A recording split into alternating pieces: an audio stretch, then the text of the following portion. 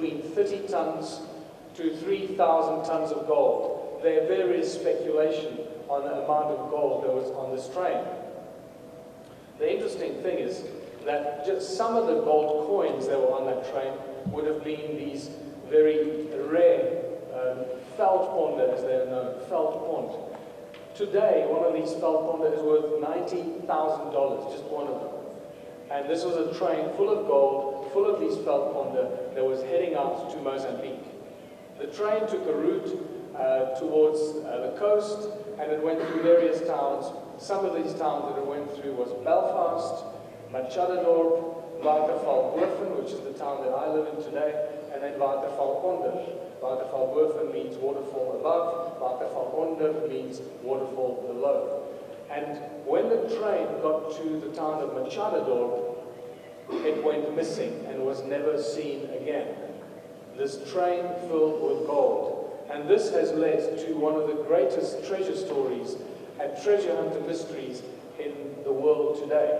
Every year, hundreds of people come out to our part of the world looking for Paul Kruger's train and looking for Paul Kruger's millions, which today would be billions, if not trillions. And every now and then when I walk through the mountains looking at the stone ruins, I come across a big hole in the ground. And you think, why is there a hole in the middle of the mountain? Nowhere, nothing in sight, and you go, oh, Paul Kruger's millions. And you realize that somebody's been there looking for the money. Well, the mysterious thing about this is that in the year 1900, the gold production of South Africa wasn't that big yet, because the gold in the reef, on the Rand Reef area, Johannesburg, was only discovered in 1896. So by the year 1900, the gold production was mostly coming from the eastern part of South Africa, where I live today, where a number of small mines really started to come into production in the South African gold rush that started in 1864. And these were relatively small gold mines, nothing compared to today's gold mines. The South African gold rush started at the same time as the Californian and the Australian gold rush. That's another very interesting thing to contemplate. And the town in which it started was a town called Kaapsehoop, where the 5.2 kilogram gold nugget was discovered. Well, the fascinating thing about Kaapsehoop is this also happens to be the town where Adam's calendar is found. And Adam's calendar is associated with the Anunnaki and the mining of gold and the creation of humanity. And it's fascinating that this is a view from Kaapsehoop, from the lookout point over the valley below, which is a kilometer below. And that's where you see many of the ancient gold mines lie buried there under sea sand. But there's still one ancient gold mine there that was reopened, I believe, during the gold rush, and that is Sheba Gold Mine. And I wonder, when they called it Sheba Gold Mine, how did they know to call it Sheba Gold Mine, right? So how did they decide to call it Sheba Gold Mine? And just 4 kilometers in that direction, along that same ridge, looking out the same way, lies Adam's calendar, looking out at what would have been a vast number of ancient gold mines. So the question we should ask is not what happened to the train and the gold, because most people get stuck on the gold. Where's the Paul Kruger gold? Where is the Paul Kruger train? Where did it disappear to? Is it buried beneath the ground somewhere? Everyone's looking for the train. That's not the question we should be asking. The question we should be asking is, where did Paul Kruger get all the gold from to fill a whole train? Because it wasn't just one carriage. It was apparently a whole train, a number of carriages filled with gold. Where did he get all the gold from? And this becomes the question that leads to the reason why the British Empire led such a huge onslaught about this one man, because he did not know what was really going on. This also brings us to gold as the common link to all of human history. We cannot separate our history and ourselves from our obsession with gold. But remember, it's not our obsession with gold. We inherited this obsession from the gods. Whenever the European thugs, when the thugs from Europe started invading the free world 500 years ago, in the late 1400s, invading the native people of the world and taking their land. Whenever they came across these ancient cultures, they found that they had huge amounts of gold. And whenever they asked them, who does this gold belong to, they always got a standard answer. The gold belongs to the gods. It wasn't their gold. But the Europeans thought that was a great idea. These people are just stupid. They think it's not their gold, so we'll just take it. So this is how it all, just the thieving started from the New World by the Spaniards and the Portuguese and the British as they started invading the free world and creating the whole Eurocentric world that we find today. So if Africa is the cradle of humankind, is it possible that we can find the origins of gold mining in Africa, and specifically Southern Africa, because that's where a lot of the gold seems to be coming from? And the answer is absolutely. Just around the little town of Leidenburg, which is famous for these very strange-looking ceramic heads. They're known as the Leidenburg heads. And they're very, very precious. They're worth hundreds of millions of dollars, each one of these. Just around the town of Leidenburg, a geological survey was performed between 2005 and 2010. And I was told by a geologist in the town of Nelspruit that was part of this geological survey that within the first 5 years, they counted 75,000 gold mines. These small added gold mines going into the sides of mountains, 75,000 of these. And this just tells us how much activity there was going on. The reason why these gold mines are still visible is because they go into the sides of the mountains. They're not going down into the ground. All the gold mines that were going down, the shafts, are covered by sand, covered by sea sand. This we find all over that part of the world. Sea sand with seashells and fossilized fish that we've been finding on tops of mountains, in the stone circles, at Adam's Calendar, in the valley below Adam's Calendar. At least 30 meters of sea sand, sediment that is lying across that whole valley. So this thing's got its own mind, certainly. Furthermore, mysterious tunnels were found in the 30s. On at least 2 occasions, I've been told that gold miners in the 1930s, at about 100 feet or 33 meters, suddenly came across these mysterious tunnels that looked something like this. They were mysterious tunnels with tools and artifacts that they couldn't understand. And clearly somebody was mining there long before them. Also in the northern part of South Africa, just south of Zimbabwe, in the Volkberg mountain, there are dozens and dozens of kilometers of underground ancient mining tunnels that look something like this. And nobody's aware of this. They were mining gold there, and they left behind what was described to me by the people that have found these tunnels as platinum slag. So they were not interested in the gold, in the platinum, they were only interested in the gold. De Beers, the diamond mining company, in the 1990s found a mine shaft 22,000 feet deep. What is it? That's about 7,000 meters? 7,000 meters deep.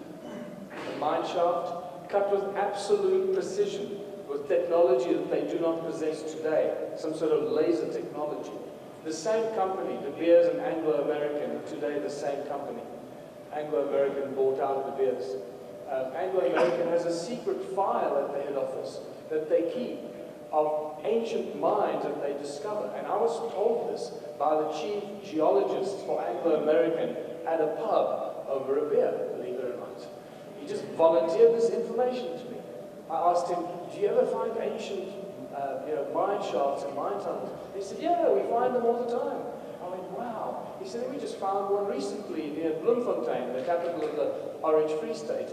And I said, wow, so what did you find? And he said, it was about 500 meters deep, and there were some bone remains at the bottom. And I said, so what, did you research it? What did you do? He said, no. We just cover it up, and we move on. And we put the information in the file in the head office. We're not allowed to touch it. That's what he was told to do. So you can imagine how much information on ancient mines lies at the head office of Anglo-American.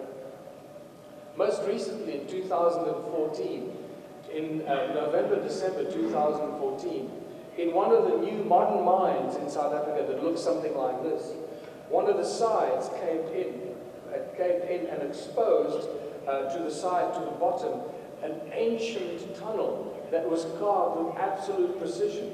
When the miners went in there, they were astounded. They couldn't believe this ancient tunnel that was absolutely perfectly carved.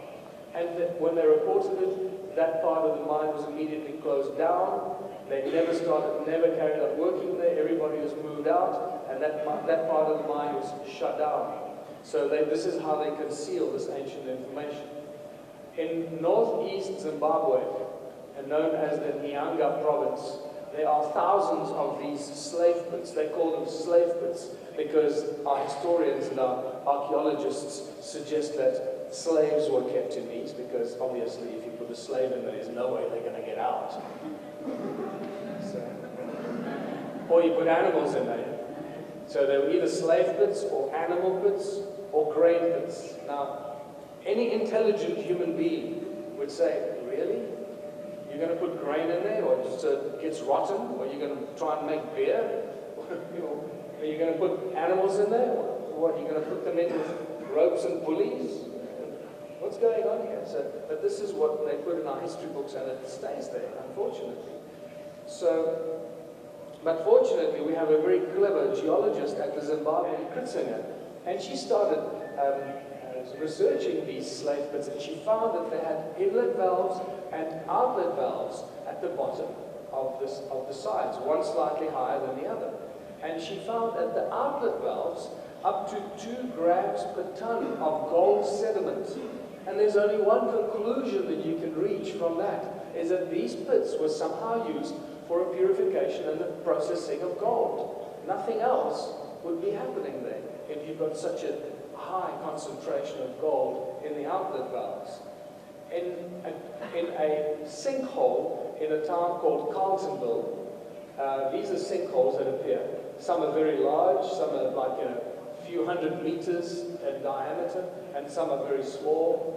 And they just appear out of the blue in the mining areas where I was growing up. And around 1975, the guy that told me the story couldn't remember the exact year, so he said it was around 1975. Him and his team were testing the equipment for a mine rescue team, and they went down one of the sides of these sinkholes, and when they got to the bottom, they found one of the sides was caved in. So they cleared it out, and they found, into the darkness, they found a tunnel.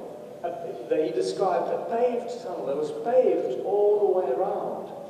And it wasn't beautifully backlit like this one. It would have been very dark and scary. But they walked into the dark and scary tunnel at several meters, from what he explained to me, about 30 meters, which in a dark and scary tunnel is quite deep. And they stumbled upon one of these statues looking at them. A pre-Inca kind of deity, Viracocha-looking kind of statue in a mine tunnel below the town of Carltonville. And this just shows us how ancient civilizations shared information and shared knowledge, and how you can see the fingerprints of these ancient civilizations all over the world. And it's all connected to gold. Somehow we cannot escape this gold quest. And this also tells us that our history is much older and much stranger and much more exciting than most of us could ever imagine. It's like we live in our own sci-fi adventure, right? This is it.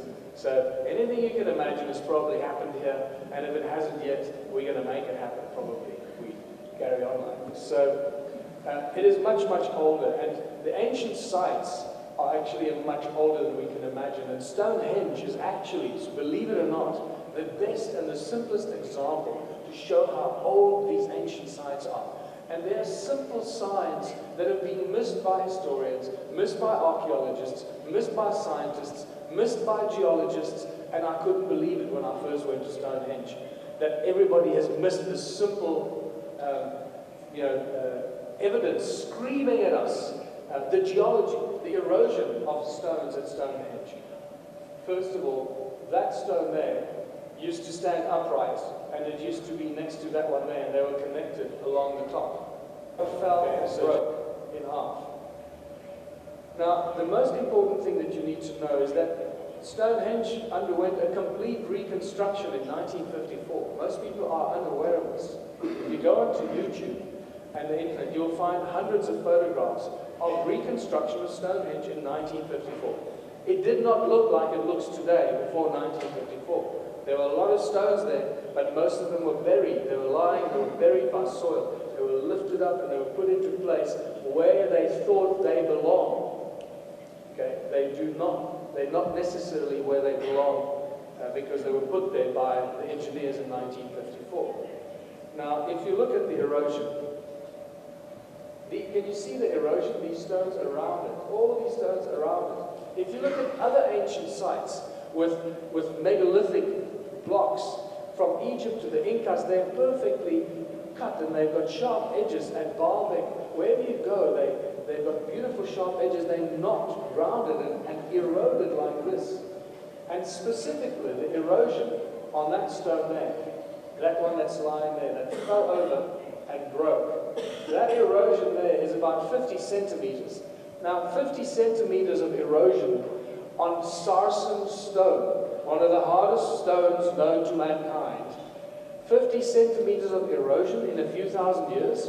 What drugs are you taking? Really? Any geologist, anyone that works with stone, will tell you that this is just not possible. That's why I say, not in a million years. That's the erosion that you find.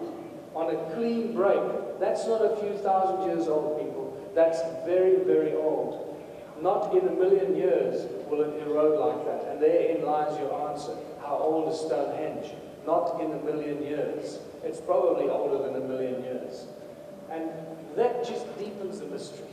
And the ancient texts that we read deepen the mystery even more. Because the most important ancient text that sold more copies than any other ancient text in the history of this planet, known as the Bible, has maliciously been manipulated. The opening phrase of the Bible is not what we think or what we have been told it is. This guy here, Michal Leibowitz, who's become a good friend of mine, was the advisor to the two popes, or to the popes, to both of these guys, at the Vatican for 17 years. He's a walking encyclopedia. You can discuss anything with Michal. He's an Irishman, and he's just really a wealth of knowledge and information about any ancient civilization, anything you can choose to discuss with him. Well, in the 60s, while he was studying at one of the universities, he realized that the opening Hebrew phrase of the Bible is misrepresented. Every sacred text in Hebrew has to start with the first letter of the Hebrew alphabet. That's how it works. It has to start with the letter Aleph and not with any other letter. And he found that what we believe the opening phrase to be is not so. We all believe, or we all read that in the beginning God created the heavens and the earth. That's what we read in the Bible today. But that's not what it's originally supposed to read. The Hebrew phrase says, Ba Rashit bara Elohim et ha-shamayim wa et ha-yaris, which doesn't even make grammatical sense. It's incomplete, it's nonsensical, because it's only when you add the Aleph, the A, in front of Ba, suddenly it says Abba, which is Father. That is the beginning. So it goes, the Father of the beginnings created the Elohim, the heavens and the earth. And that changes everything, people. It not only changes and connects Christianity and Judaism to all other ancient cultures, but it also tells us how far these guys, these global elites that are trying to control humanity, how far they will go to achieve their plan. By manipulating the opening phrase of the Bible and pulling the wool over millions of people's eyes and creating religious deception and religious elitism by manipulating the sacred texts. This is spectacular. So this is what it actually reads. the Father of the beginnings, created the Elohim, the heavens and the earth. Now suddenly we realize that the Elohim are a group of beings or entities that were created like everything else by the Father of the beginnings. And we realize that Christianity suddenly joins all other ancient cultures, and we get this thing, sound and resonance, that become the common links of religion and creation. Remember, God said, "Let there be light." It was the sound of the Creator that brought forth the light and everything else. Sound and resonance first. In Christianity, we have the Word. Hinduism, we have Egyptians sang the world or the universe into creation. The Aboriginal creation story talks about being created with sacred songs. Everything was brought into creation with sacred songs. And the Hindu creation story is pretty much like the opening phrase of the Bible. It says, "Everything was so peaceful and silent that Vishnu slept undisturbed by dreams or motion. From the depths a humming sound began to tremble. It grew and spread, filling the emptiness and throbbing with energy. The night had ended. Vishnu awoke." It's just a far more dramatic version of God said, "Let there be light." So, what is sound? Well, sound is the source of all creation. All ancient cultures tell us this. Sound is the breath of the Creator. Sound and resonance. Sound levitates, it boils water, it creates light, it creates DNA. Sound heals and destroys pathogens. Sound moves beyond the speed of light. Sound behaves as hypersound, one of the best kept secrets in science and physics. Sound can be turned into Caesar beams as laser beams. Sound makes things invisible. Sound energizes the water we drink and the air we breathe, without which it would be dead and we would not survive. Sound can create hurricanes and rain, and so it goes. Because sound is the source of all things, we can do everything and anything imaginable with sound and resonance. Just to remind you, many of you will be familiar with this, the basic principles of sound and cymatics, the study of sound and manifestation into physical form. Remember that every sound frequency has its own very specific shape, and one of the best ways to introduce people to it is with these very simple examples of sound of sand or rice on a metal plate and putting sound frequencies through it. Every frequency has its own special shape. The higher the frequency, the more complex the shape. The lower the frequency, the more basic the shape. And it goes into unimaginable. It never stops. It never, just because we can't hear it, doesn't mean it stops. Okay, so just to remind you of this, no matter how many times you see this, it remains beautiful to see, because you suddenly see this thing that you can't touch, sound, suddenly materialize into physical form and shapes. You can realize how powerful our voices are when we speak. Can you have the sound, please?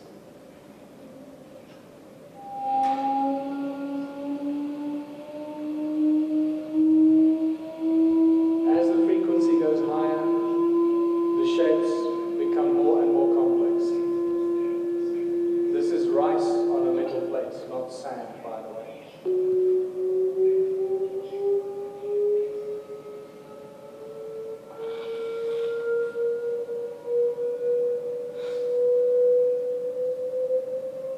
Now remember, you're also watching a two-dimensional representation of a three-dimensional effect. So imagine it's actually going above and below. Sound is a bubble, and a bubble that seems to expand in all directions as it moves. So it's a very complex thing for us to actually understand.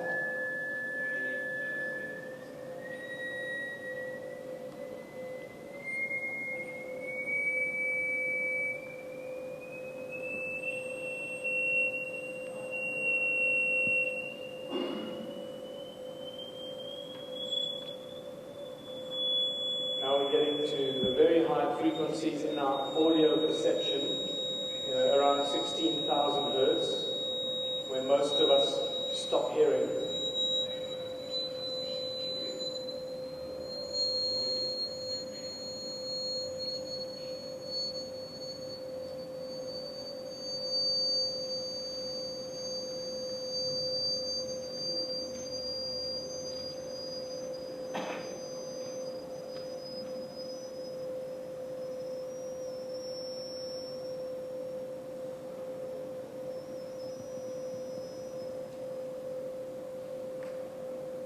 Just because you can't hear it doesn't mean it's going to stop. Alright, and then we get to the cymoscope. Now that takes this a little bit further. Cymoscope was invented by Eric Larson, who works in a research laboratory, or used to until recently, in Oregon, United States. I had the pleasure of meeting with him last year. And Eric developed the cymoscope, which actually shows us the power of the human voice and how our human voice has infinite capacity to create. We create so much. Remember, every one of these frequencies that you see being manifested, there's energy. So you're creating energy, you're creating fluid, and creating something. You're creating those shapes and creating things, but we just don't think of it like that. So as you speak, we have infinite capacity to create. And the cymoscope shows us how with our voice we can do exactly that. And how wizards could manifest physical things by speaking, and with their wands by casting spells. Spelling at school, when you spell, remember? You do your spelling exercises. You're learning how to cast spells. Except we don't do that. This is all encoded into this language that is used to manipulate us. But this is just an example of the cymoscope. Brilliant discovery.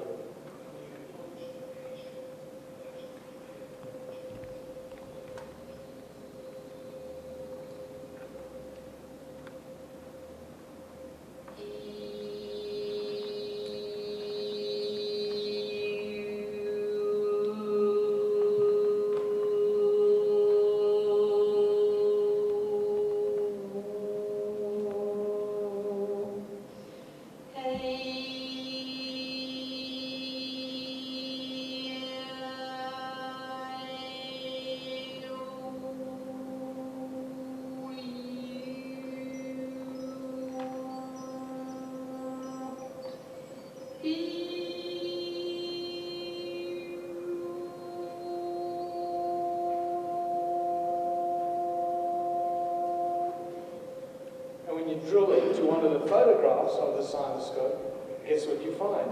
This beautiful cross in a circle, where you see the sacred geometric lines coming from the circle right into the center.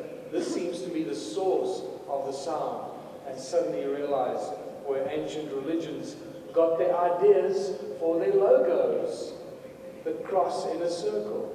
And it wasn't designed by an ad agency or somebody who got inspired. They used that because they know what the source of creation is. Sound, the sound of the Creator. They all have it encoded in their logos. Even the medicine wheel in Native American culture is a cross in a circle, because the Native medicine men know that sound can heal and sound can cure anything. The original people of Australia have a phenomenal creation story that describes how the surface of the earth was created. And once again, we can demonstrate that with cymatic principles and observing what happens to the surface of the earth if you expose us to a vibration. So, and how the soil and the rocks and everything is distributed and manifested. So the original people tell us that time began when the supernatural beings awoke and broke through the surface of the earth. So imagine sand on a metal plate. They moved about the earth, bringing into being the physical features of the landscapes. And they did this with 3 sacred songs. I mean, it's just spectacular. You know, where did they know this from? They've known this for a long time. And this is the beautiful work of Hans Jenny. You can watch the whole documentary on YouTube. It's available for free, and you'll see a lot more than just this. But this is just an example. What you're going to see here is a fine powder. It's not a jelly or a liquid. It is a powder called lycopodium powder. Very, very fine powder. But see how it behaves? Imagine that this is the surface of the Earth, and we know that the Earth has a resonance. It has a frequency, and how that frequency will manifest itself on the surface of the Earth, like the surface of the metal plate. But these are in a state of continuous upheaval. Particles are pushed outwards from the center. Can you imagine mountains forming and valleys forming? And at the same time, they pulsate. Except over millions of years.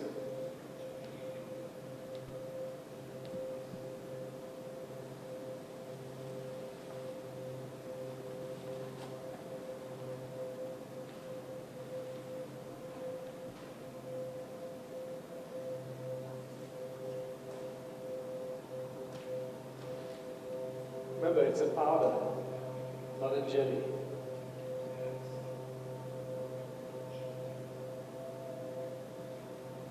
We can recognize the various atoms of vibratory fields. They move to and fro, unite, separate again according to the vibratory state of the surface formed by the membrane. Move over a landscape which is in a state of vibration. If we intensify the note, we produce a crescendo over the ear, the masses are hurled outward. We see fountains, eruptions, explosions over. But invariably, the particles return to thin. So here again, even under these violently dynamic conditions, we find there is sublimation. You get the idea. This is a photograph I took from a light aircraft flying over Australia just recently, just to show you what it looks like from the air, and you start imagining the surface of the Earth being formed in the same kind of way.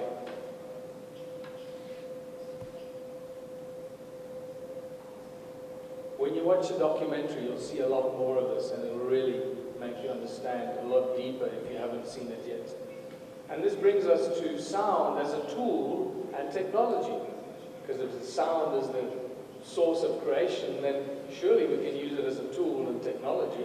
And the Egyptians did exactly that. They used sound for all kinds of things. And the Ankh seems to be the center of the Egyptian pharaohs and the royalty. And notice that each one always carried his own Ankh. There, this one, that one's got his own Ankh. They didn't share their Ankhs like we don't share our toothbrushes, because each Ankh is calibrated to your body, to the energy of your body, and that's how you can use it as a tool. So even if we had to pick up a real, genuine Ankh from ancient times, we would pick it up, it probably wouldn't work. We wouldn't know how to use it, because it's not calibrated to our body. They healed with it, they levitated with it, they did all kinds of things with the Ankhs that we only can imagine today. The Ark of the Covenant is probably the most famous tool or advanced technology because the Ark was clearly a communication device and it's also a levitation device. Remember the Ark, first of all, Moses was told that he must sit between the cherubim on top of the Ark, under the wings, and that God would speak to him when he sat there and tell him what to tell the Israelites. So that very clearly tells us there was a communication device. It was definitely not to be carried, because those poles to carry it were just ornamental. They were probably antennae, because the Ark would have weighed at least between 1.5 and 3 tons with all the gold. So 4 guys would not have carried it. It's not possible. And the Bible tells us that the Ark always hovered above the ground. It never touched the ground. It always levitated. So it was pushed along. So it was a levitation device, it was a communication device, and it was also a device that defeated large armies. It killed thousands of people, armies, and it brought down the walls of Jericho. So this is one little box made with very special instructions. There was a very powerful tool and a weapon of mass destruction. So when the United States invaded Iraq, looking for weapons of mass destruction, which they didn't find, I suggest that they were not looking for weapons of mass destruction that we think of today. They were actually looking for weapons of mass destruction of ancient civilizations. And if you think I'm just making that up, I'm not joking about this. Because some of you may be aware of the fact that we're been collecting in the stone circles and in the stone ruins of South Africa. John Keely in 1888 was already levitating with sound and drilling holes, precision holes with sound into rock and all kinds of other materials, and crushing giant, several tons of stone into a very fine powder with sound frequencies within minutes. Today, we don't have that technology. The mines take a lot of time and effort to crush the ore that they get out of the ground into a fine powder so they can extract the minerals out of it. John Keely was doing all this with sound with relative ease. Sound creates light. You can go and do this experiment for yourself. Sound levitates. Now, this is an experiment done by David Deek, but this is not how the ancients used to levitate stuff. They used Sazer technology. They used vortex fields. Vortex fields where sound is spiraled into a Sazer beam or hypersound. The fields around it distort gravity. That's how they used it in ancient times. This is just to show you, to let you imagine that sound can actually levitate objects. But this is just very light objects trapped between two sound waves that create pressure waves. So this is how they can manipulate very light objects to be levitated. Just this is quite loud. I'll let this.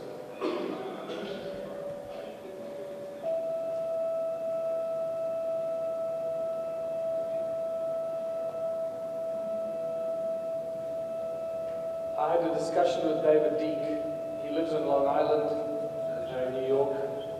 He told me that he was amazed at how sensitive this was. The smallest change in frequency, and he could make those polystyrene items do all kinds of things. Make it rotate, or bounce up and down, and spin, or anything.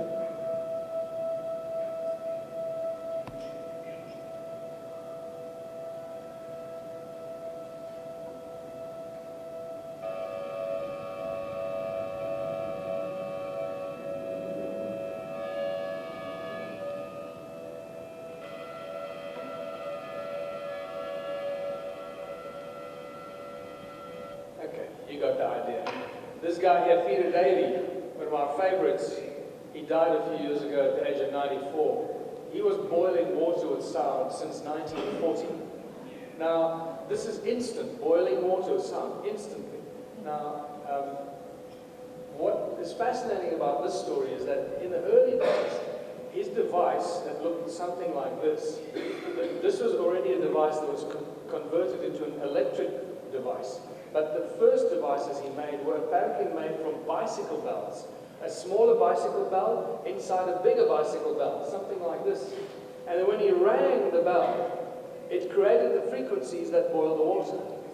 So, this is it. Honey, we got no more hot water. Don't worry. Drink, drink. Okay, you can shower now. That's the kind of technology I want in my house. And you know what this technology will do? It'll put all the coal mining industry out of work overnight. You can imagine. No more coal mining, no more polluting our world, no more destroying our planet, because we can boil water with sound. Even if we have to sit there and ring bells, you know, I'd rather do that than mine for coal. And so, because remember now, we mine coal, so we can burn the coal, so the coal can boil the water, so the steam can drive the turbines. That's insane. So if we can boil the water with sound and create the steam, we've got clean electricity. That's like a first immediate step towards getting clean electricity. So one of the things I will do when I become president is... that was a joke, so yeah. One of the things I will do when we start getting to setting up these laboratories and research facilities is just make sure, or the thing that keep asking the research scientists out there is, find the frequency that boils water. Because with that, we will liberate the world. Every country can suddenly have free electricity. But just be careful, because remember, our bodies are made up of 70 to 90% of water. So be careful where you point your device. Otherwise, your body will just explode. So suddenly, we're not only boiling water, but we're creating weapons of mass destruction. And this is how interesting it becomes when you start dealing with this advanced technology. Royal Raymond Drive, the man who found a cure for all disease in 1931, was removed from our psyche, all with prime resonance. Everything has a prime resonance frequency. If you know how the frequency of a virus or a bacterium or a cancer cell, you can either make it grow bigger or you can destroy it. Prime resonance frequency. And that's what he did. I found his book, Royal Raymond Drive, handwritten book, that contains, I didn't count the number of pages, but I guess probably 800 pages of handwritten frequencies for each and every problem that you can imagine. I just photographed some pages. This is for all the different cancers, all the treatment for the cancers. This is treatment for diphtheria. This is a treatment for tuberculosis, and so it goes. So this book exists. This is in a library in Sedona, Arizona, that an amazing guy that I met has all these rare books in his collection. So they exist. But very recently, a music professor from Skidmore College University in the USA discovered in the music department that certain frequencies destroy cancer cells. So they started researching this with the medical department at the university, and they found the frequencies that kill and destroy cancer cells without touching anything else. He thinks they found something new. What's fascinating about that is that he didn't even know about Royal Raymond Drive and others like him. And so this is just a little excerpt from his TED Talk. You can see this on YouTube as well. This is a TED Talk that he did in 2011, and since then, we'd expect that this information would be out there for everyone to see, that pharmaceutical companies would be putting out the frequencies to cure cancer. But no, all of it has been suppressed, like it has always been done before. You might want to turn up this a little bit, the sound a little bit.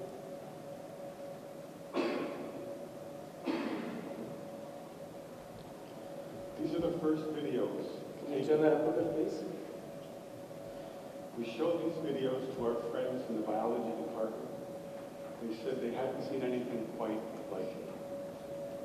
Seems to be a new phenomenon. Can you turn that up a bit, please? These organisms are being shattered by our electronic signals.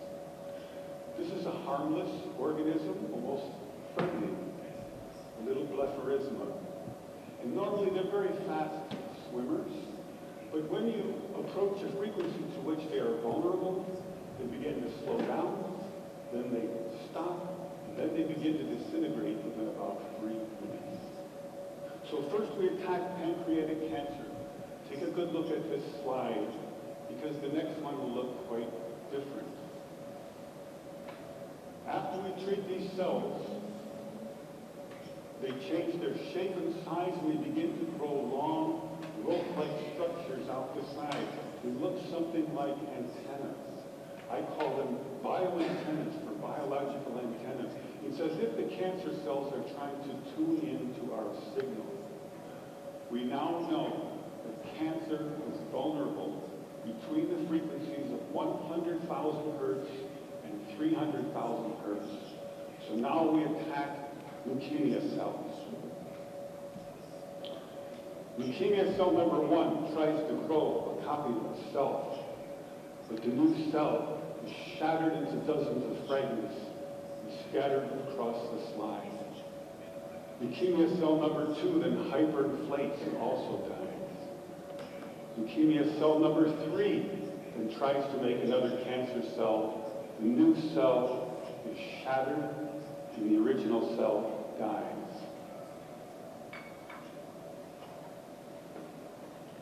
Now we we attack ovarian cancer cells.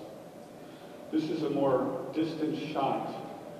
Here you see brackets coming up around the cells, showing groups of ovarian cancer cells which are being destroyed.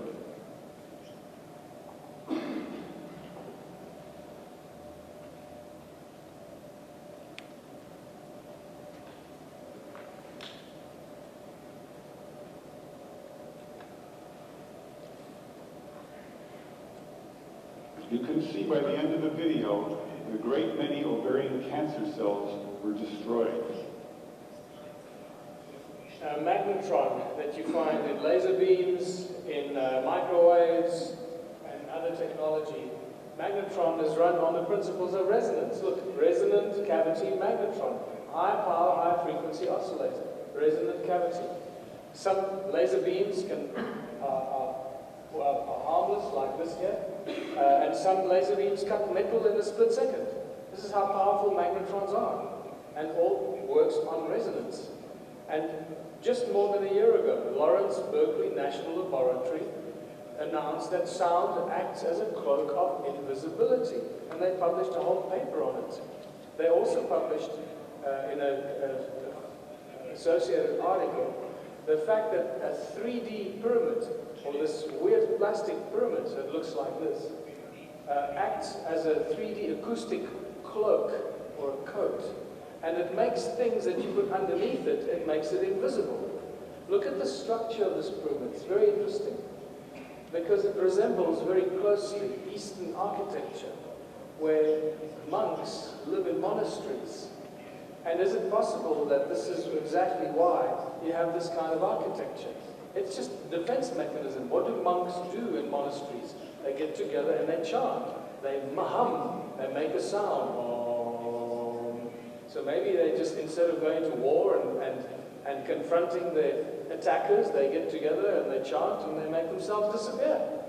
And their enemies just go right past them. There's nothing here. Let's move on. It's a great defense mechanism if you ask me. And then I discovered, one of the most amazing discoveries I made recently is, again, through studying sound and looking for perpetual motion energy, I met a guy called Christian Lange in Germany, a scientist, who made me realize that it's actually the air, the sound of the air that we breathe, that energizes the oxygen. Because by the time the sound, as we breathe the air, remember it goes from your throat, your trachea, then your bronchus, your bronchi, your bronchioli, and then the alveoli. By the time, so the air moves and it makes a sound. And when you breathe, we don't realize that we make a hell of a noise when we breathe. Right? But it's that sound that actually moves and it speeds up as it goes into your lungs. By the time the air reaches your alveoli, the sound is moving beyond the speed of light. This is the great thing. It is moving at hypersound speeds, at extreme energies that it's giving off, the sound of the air you breathe. So it is that energizes the oxygen. Then the oxygen goes from your lungs into your bloodstream, and it is stripped of its energy in the cells, and then it's expelled as oxygen. We don't use the oxygen. The oxygen is the carrier of the energy. So it's the sound that energizes the oxygen. I spent 5 years at medical school studying pharmaceutics. Not once do they teach you any of this, because it's not what they want to let you know. So you have to discover this by accident when you're looking for free energy 30 years later. So the sound thing is so critical in our lungs. Look at there's your bronchi, your bronchus, and then eventually the alveoli that are hexagonal structures. Pay attention to this. Hexagonal structures like honeycomb. Now this is very important in understanding what the ancients were doing with some of the ancient sites. Furthermore, sound creates hurricanes. Here's a patent application from 2003 of, I think there are 2 guys, I should put their name up here, that got a patent application for making tornadoes.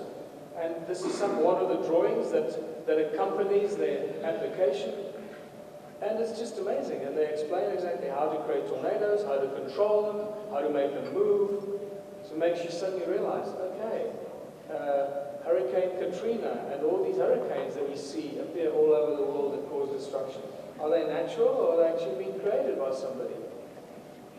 Sound creates supercluster galaxies. In 2003, NASA exposed that sound waves 57 octaves lower than middle C are rumbling away from a supermassive black hole in the Perseus supercluster of galaxies, which is about 250 million light years away from Earth, which is just down the road from us, really. So sound coming out of the supermassive supercluster is creating all these galaxies. And the amazing thing is that they measured that frequency as being B flat in music terms. B flat. Now that brings in a lot of very important considerations on a spiritual and a consciousness level. If A is the point of departure, B flat is the next semitone up from A. Steps out of the source into manifestation, into creation. I'm just leaving that as an idea with you. Okay? And play with it, because you never know where it takes you. So it is a frequency over 1 billion times deeper than the limits of human hearing, and it's the deepest note ever detected from an object in the universe. What they're telling us, that they've detected many other notes from objects in the universe by telling us something like this. So they know this, but they don't always share it with us. And guess what it looks like when you take a picture of it? It looks just like that lycopodium powder on a metal plate, bringing into shape the features of the earth, the mountains. This looks just like that lycopodium powder, but just much, much, much, much bigger. Remember, the lower the frequency, the bigger the cymatic patterns. This is 1 billion times lower frequency, 1 billion times bigger cymatic patterns.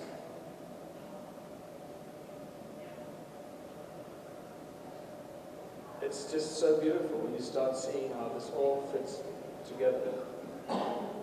But for me, one of the most impressive discoveries and achievements with sound was in 2011 when Dr. Luc Montagnier spontaneously manifested DNA in a tube of water exposed to sound. Remember, no DNA, DNA. No DNA. What does DNA contain? DNA contains all the instructions and the information about our body. Where does that come from? So you've got no DNA and suddenly you've got DNA. That DNA has got all the stuff encoded. So you can start seeing that the frequency that manifests in DNA must have billions and trillions of sub-frequencies and harmonics within it to manifest the DNA. And this is really where we start understanding the power and the magnificence that we have in our bodies, in the DNA that is encoded in us. We have the God gene in us. We can create anything we want. Quantum physics has shown us already that we are the creators of our own reality. We have the tools to do it. So let's start manifesting that reality for ourselves. Sound is therefore also the ultimate source of free energy, and will be providing that for us in the near future. The earth rings like a bell. We all know this by now, and so did Nikola Tesla. And this is what I believe he used to create his free radiant energy that could be used anywhere around the world. Not electricity, energy, radiant energy that doesn't kill you when you touch it. So what does this all have to do with ancient civilizations? Everything. Because we can now see that they understood sound and resonance, and they used it as a tool in very special ways. But that brings us to the 3 holy cows of our education system, and where most of us normally stop because we can't get out of the box. And this box, the 3 holy cows, is that humans evolved out of apes, Nothing can travel faster than the speed of light, and energy cannot be created or destroyed. It can only be converted from one form to another. All those three have been found to be completely incorrect and have been shown to be a lie. First of all, the theory of evolution remains a theory. No evidence for human evolution has ever been proposed. In fact, any molecular biologist or geneticist worth his salt will tell you that our DNA is spliced. Human DNA is not an evolved DNA. It is a patchwork of genetic material. In Middle Tennessee State University in 2005, some undergraduate students and some high school students moved sound beyond the speed of light. It was published in the American Institute of Physics in 2007 and very quickly buried beneath a big pile of other nonsense so that nobody could discover it. Because once you know that sound moves infinitely fast, and not just faster than the speed of light, you start thinking differently. And this is why we can say that resonance is the fabric of creation. And we start to understand how God said, let there be light. And then we are also told that we cannot create or destroy energy. And then in the next breath they tell us about the Big Bang, where everything in creation came forth out of the Big Bang, out of nothing. It was just created. Oh, but you can't create energy. But you just told me you did. You created the whole bloody universe. So what is it? Can you or can't you? But just understand that everything we've been told is a lie. Okay? It's as simple as that. I know it sounds very dramatic, and I'm going off my script here, but the closer you get to this research, the more you realize that not just some things, everything we've been told is a lie. And these big chunks of lies are always attached to a little bit of truth, like, it's raining today. Yes, I can see that. And that's attached to a huge lie. So we get confused about what is true and what is a lie, because it is so convoluted with thousands of years of lying and abuse. So do we have physical evidence of tools and artifacts from ancient times? Absolutely. I'm going to speed up a little bit. The stone tools and artifacts that I've been collecting are some very dramatic examples. This stone, for example, the sacred donut-shaped stone, or the Taurus stone as we call it now, that gives off incredible power, incredible energy fields. These stones, for example, just by lying there on its own, gives off more than 3,500 decibels of sound coming out of this stone. And if you know what that means, you'll understand how powerful it is. It is intense energy coming out of these stones. Intense. Stones that ring like bells, and then the cone-shaped tools that I've been collecting. And I think I was the first one to really start recognizing these cone-shaped tools that led me down a path of unimaginable discovery. Because when you start seeing the cone-shaped tools, a whole new world of understanding of the use of sound opens up for you. Because these are actually the tips of the Caesar beams, of the hypersound technology that the ancients used, the cone-shaped tools that distort vortex fields, that distort gravity fields around the vortex field, around the Caesar beam that shoots out the tip. And this is how Edwin Spelman built Coral Castle. He built it with ice cream cones in his hands. Apparently he was seen by two schoolboys that said, oh, they saw the man levitating those huge 10-ton blocks of coral on his own with ice cream cones. And I went, aha, cones? Yes, of course, because he knew how it worked. You cannot build this structure on your own without advanced technology. It's simply not possible. And then you start finding cones and cone-shaped tools all over the world, pretty much in all ancient civilizations. This one is from an iron mine in England. There's cone-shaped tools in Egypt, and more Egyptian tools, but these are funerary cones that are inscribed with true of voice, sound. Interesting connection. Native American medicine men used cone-shaped tools in their underground kivas, in their special ceremonies. The conical tower in Great Zimbabwe is just a big cone facing the sky. So I wonder what they were beaming up into the sky from Great Zimbabwe. In Australia, cone-shaped tools, and these cone-shaped hats, golden cone-shaped hats for special ceremonies. And why are wizards' hats cone-shaped? And why do wizards' wands, or why are they cone-shaped? And if not, then they have a crystal at the end of it. Just like this Mayan deity holding two cone-shaped tools in his hands. And this other Mayan statue, the sculpture, holding two cones in his hands. And even in Sumeria, for the creation of Adam, or the creation of Adamu, we get shown this guy standing there with a cone in his hand. And it just goes on and on. These winged beings and bird-headed beings manipulating humanity with cones that even resemble pine cones, manipulating humanity with those. And it seems that they were doing something to our pineal gland and our DNA, the tree of life, and manipulating that because for many of us, we'll understand now that the all-seeing eye of Horus is actually connected to the pineal gland, which should be a receiver, which should allow us to have extrasensory perception, to give us the ability to communicate telepathically, and that has been destroyed. And these logos and these images, the all-seeing eye of Horus, the cones, are still encoded in the logos of the companies that control us today. The telephone, the TV companies, there's your all-seeing eye of Horus, they're your cones in the NBC logo. These logos, these people know exactly what they're doing when they create these logos for themselves. And this is how they keep enslaving us, with sound and frequency, without our knowledge. These cones are found at a Rosicrucian museum in San Jose.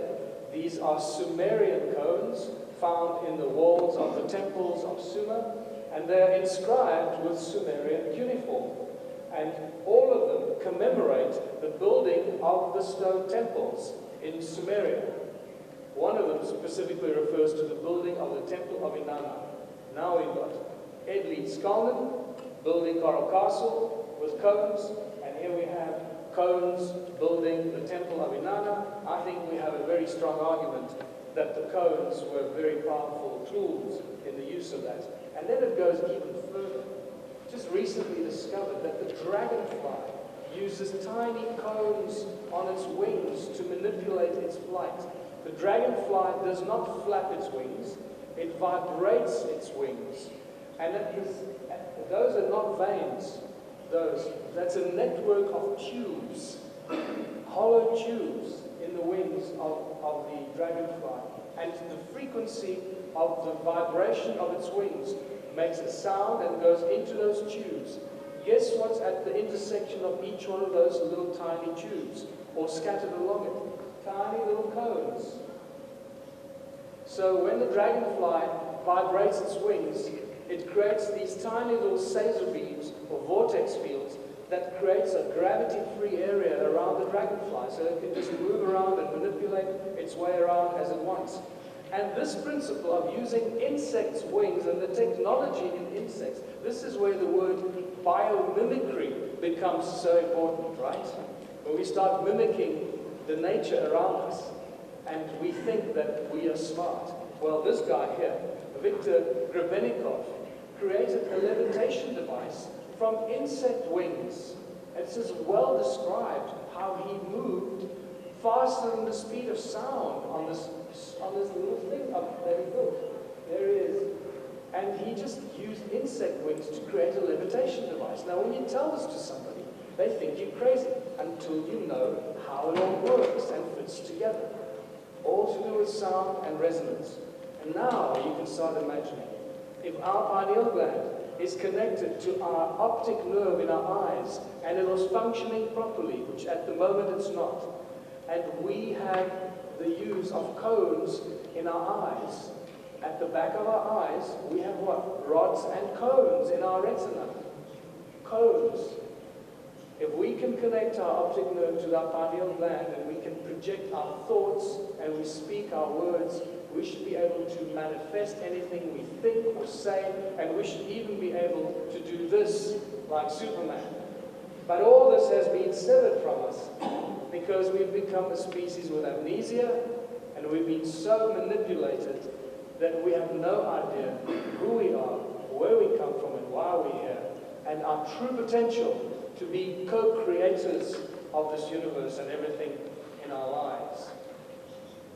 The most shattering information about our origins comes to us from the Sumerian tablets, where we meet the Anunnaki, and Enlil, and Enki, and Anu, and it's always about the gold. They were obsessed with the gold. It seems that their main obsession, or their main reason for coming to planet Earth in the beginning, was to mine the gold. And all this gold mining happened in a place called the Abzu, where the gold came from. Some of the translations about the gold mining: in the Abzu, Enki plans was conceiving where to build his house, where for heroes dwellings to prepare, where the bowels of the earth to enter, to mine the gold. Then some of Enki's mines and technology: the earth splitter, Enki there established, therewith in the earth a gash to make, by way of tunnels, earth's innards to reach, the golden veins to uncover. It's just spectacular. They're telling us exactly what was going on. And then Enki needed some help, because there weren't enough of these Anunnaki or Anunna gods. They needed help, so they decided to clone a bloody primitive species. Wouldn't you? Of course, we need some help. Let's clone some dumb people and we'll put them to work. Let us create a Lulu, a primitive worker, the hardship work to take over. Let the being, the toil of the Anunnaki carry on his back. And it continues. A primitive worker shall be created. Our command will he understand. Our tools he will handle. To the Anunnaki in the Abzu relief shall come.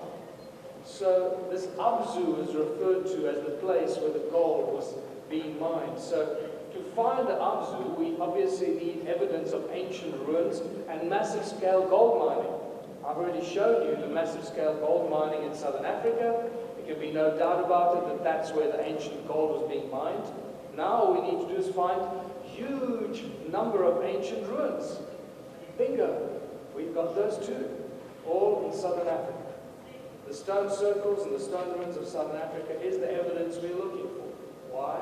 Because there are more than 10 million of these ancient ruins in southern Africa. Not just a handful, more than 10 million is what I counted.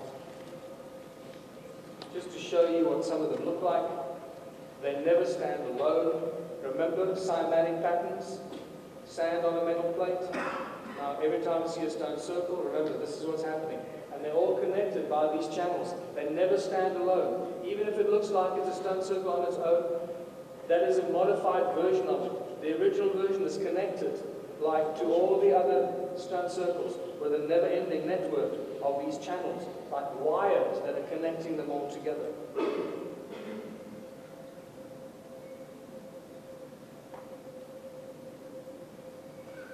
See that network, that spider web effect around it, around the stone circle?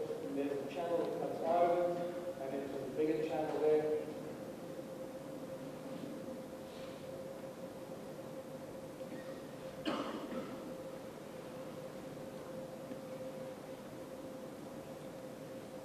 And then we get these flower-shaped stone circles that resemble magnetrons. That's very important.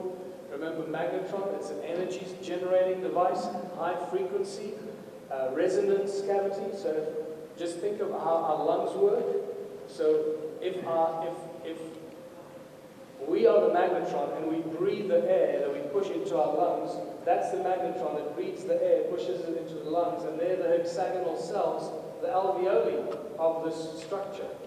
Right? So start seeing what these stone circles were actually for. It wasn't just for mining gold, it was for many other things. And they're just, the spider's web effect and the channels that connect everything together. There's another cluster of hexagonal cells like in your lungs. There's your bronchus, or bronchi, in your lungs coming towards it, into the alveoli, and the stone circles generating the energy for it. And these were possibly also cloning chambers like bees clone and breed their babies in hexagonal honeycombs. Okay? When you go and see the movie The Island if you can, after this, just to remind you of what is possibly going on here.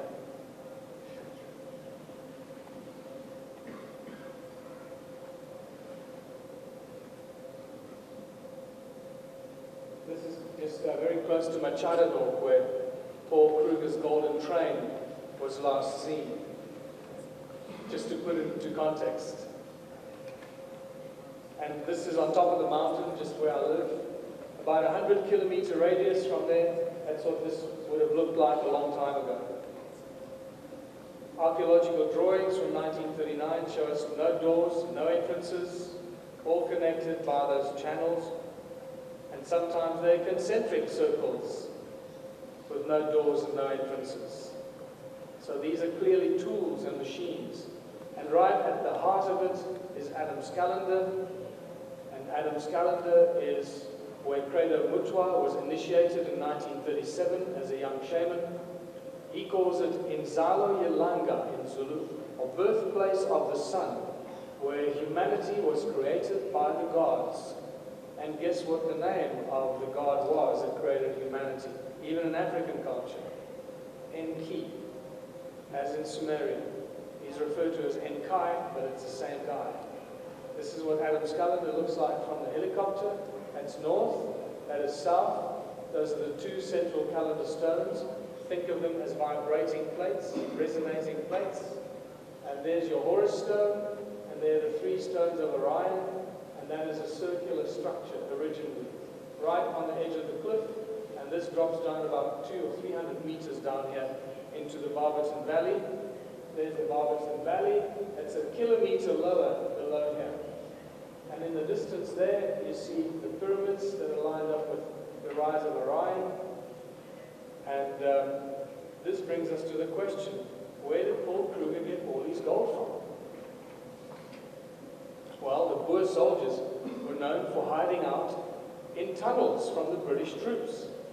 And I believe that it was in the process of digging one of these tunnels to hide from the British, they stumbled upon one of these tunnels. Except this time it wasn't filled with a statue of Viracocha, but it was filled with gold, Anunnaki gold, original gold. And that made Paul Kruger the most dangerous and the most powerful man in the world overnight. He had no idea what he found. He thought he found some hidden treasure from the British or someone. And if he'd only known what he had discovered, he would have dealt with it very differently. But the British knew what he had discovered, because who are the British? They are the bloodline, the royal bloodline. They know about the Anunnaki, they know about their tunnels, they know about their gold. And when they saw Paul Kruger with all this gold, they went, oh my God, that little troublemaker in southern Africa found our secret stash of gold. And they threw 470,000 soldiers at the problem to contain it. And contain they did, because they won the war, and the rest is now history. So the question is, what are these ruins for in southern Africa? Well, they were certainly not dwellings for people, and they were not dwellings for cows. They're all made up of very special stone that rings like bells, and it conducts sound. It is metamorphosized quartzite, very strong in crystalline substance. The stone that ring like bells is when I realized that we're dealing with sound at the core of this. Just a very quick example of some of these stones ring like bells. And also to show you how some of these other stones ring like bells. This is what I call, and as you can see, we find many of these elongated stones. This one is full of patina. See, I'm using one of those cones to hit it with. It's thick patina cone. It's quite dull, but you can still hear the effect. I was probably creating a Caesar beam going out the window. At two different frequencies.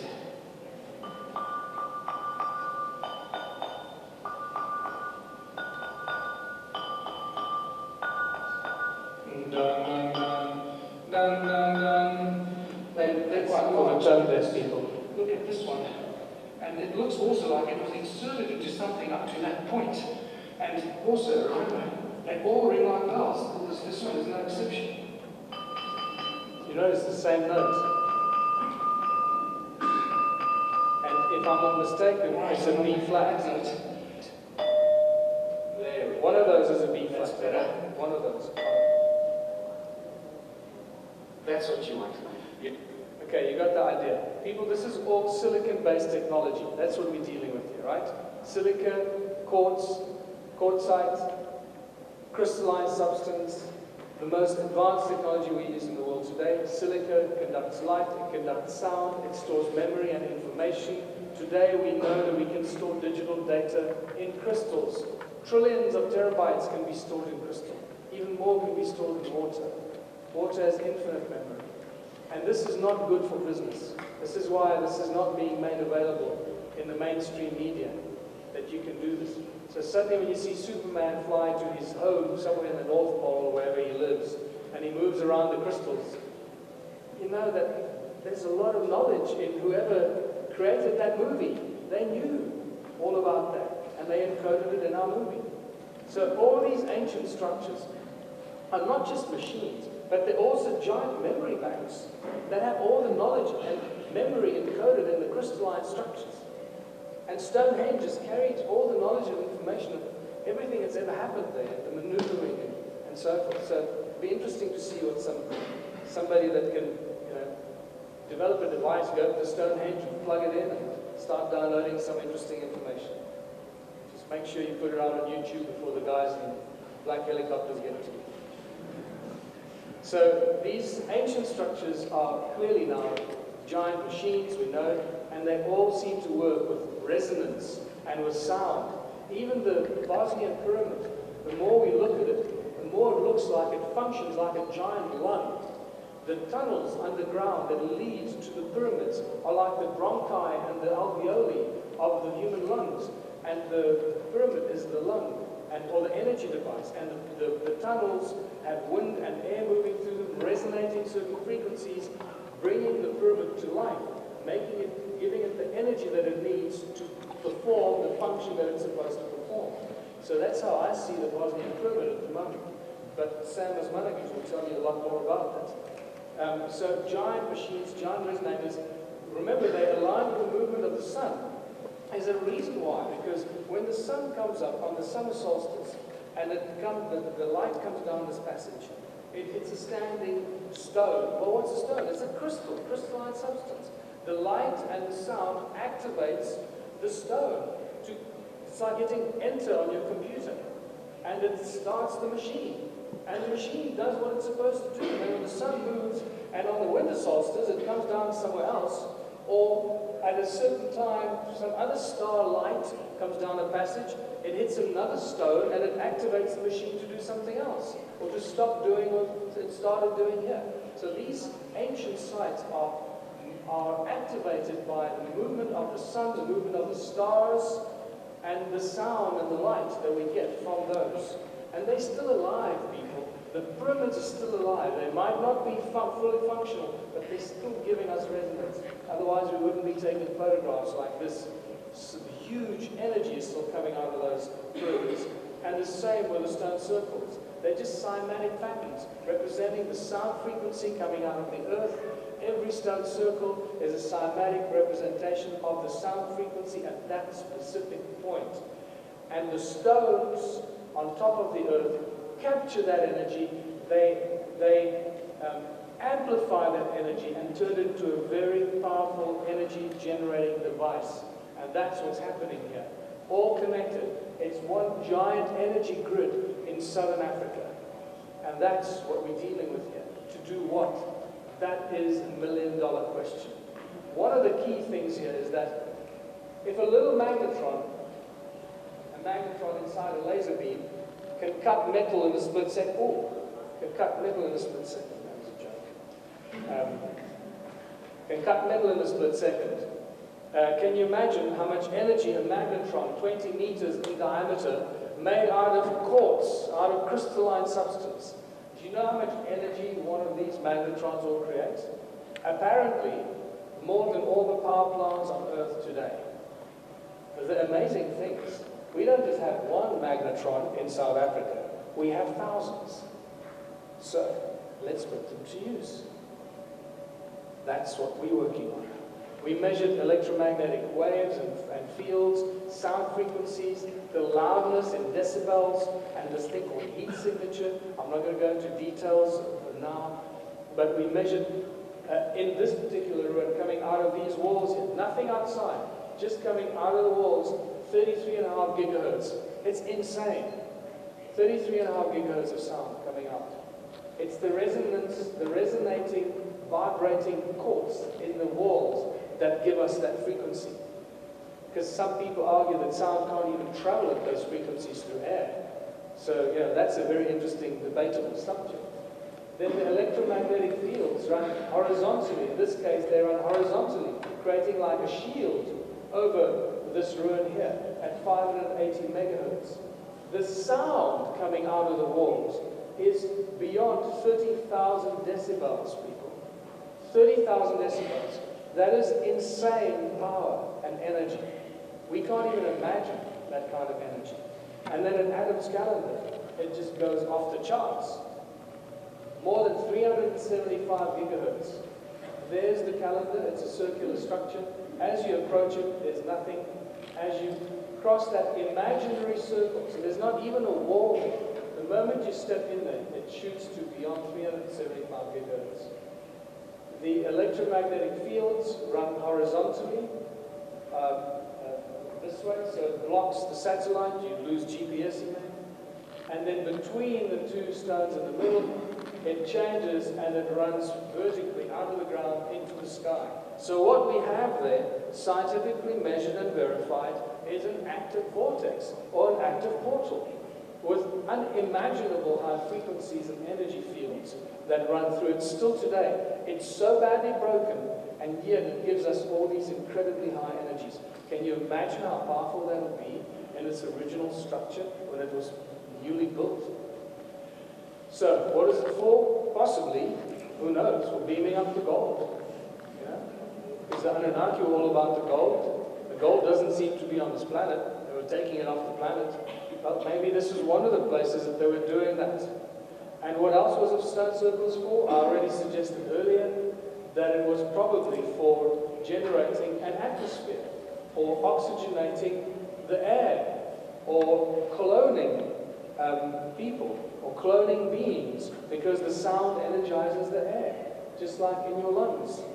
And you put sound frequencies through this. There are your bronchi, there are the big channels, smaller channels, there are clusters of hexagonal ruins over there. So, once again, biomimicry. These ancients were mimicking nature. There's your lung, there's your cluster, hexagonal alveoli, oxygenating, more hexagonal structures.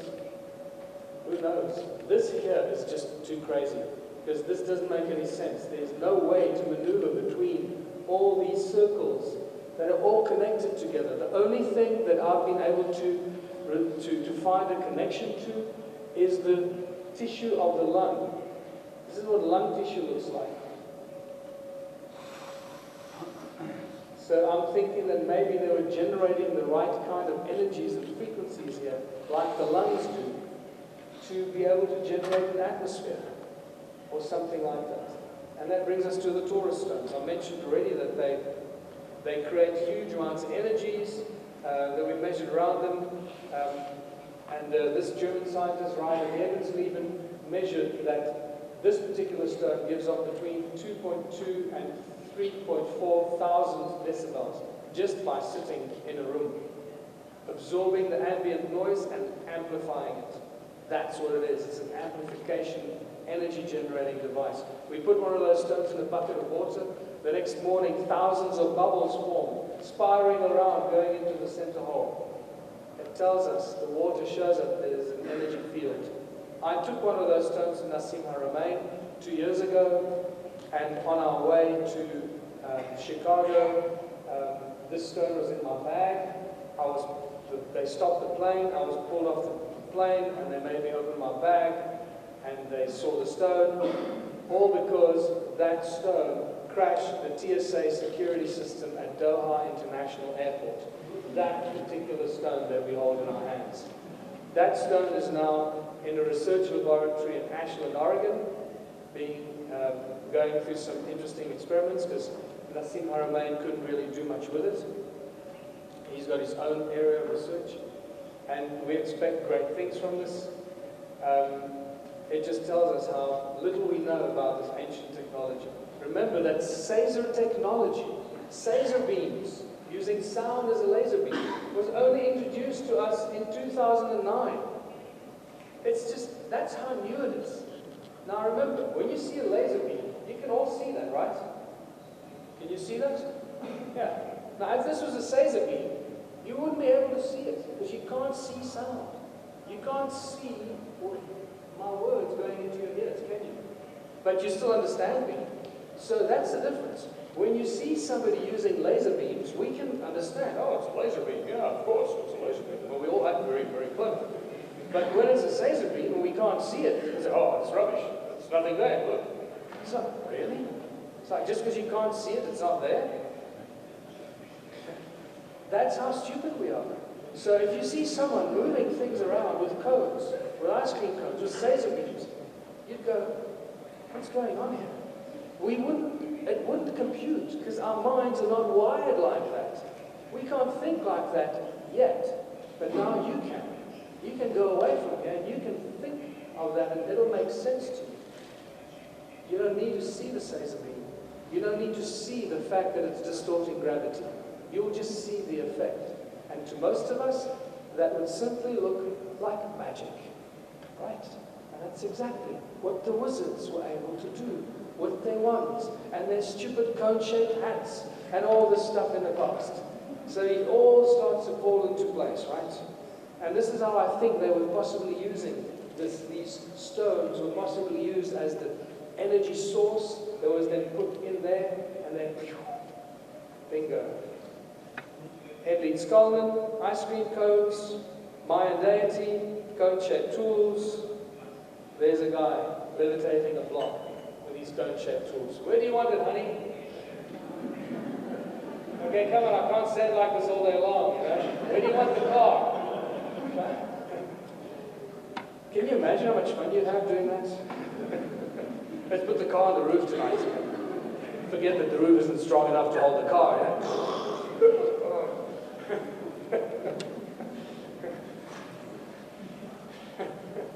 Hindsight, 2020 vision. So this brings us to the fact that all these ancient sites, just like Valerie Uvarov was saying earlier, are not just built randomly. They're all built on very specific energy points. How much time have I got left? Sorry, I've been talking for this.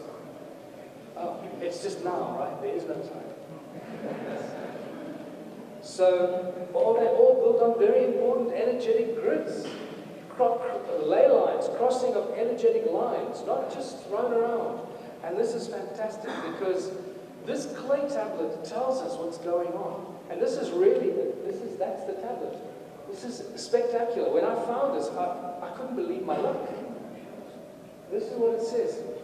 In distant days, in those days after destinies had been decreed, after An and Enlil had set up regulations for heaven and earth. These are powerful dudes, man. Who are these guys? Yeah. Enki, the exalted knowing God, by the rules for heaven and earth, the fixed rules, he set up the cities, the temples, these ancient sites, were set up according to some sort of an energetic grid line that's in the heavens, in the skies, and it's mirrored and echoed on the surface of the earth. According to that energetic grid, they set up the cities. And these are the Anunnaki that we're referring to here in the Sumerian texts. And then David Wilcox, several years ago, found that the American Space Command and Air Force has this encoded in their logos. These lines, these white lines around all their logos, they always have a version of these lines going around the planet. Can you see the grid around the planet, the network? Okay, and then these lines, that represents the rules, the fixed rules. of heaven and earth. And they refer to these lines as the rules, believe it or not.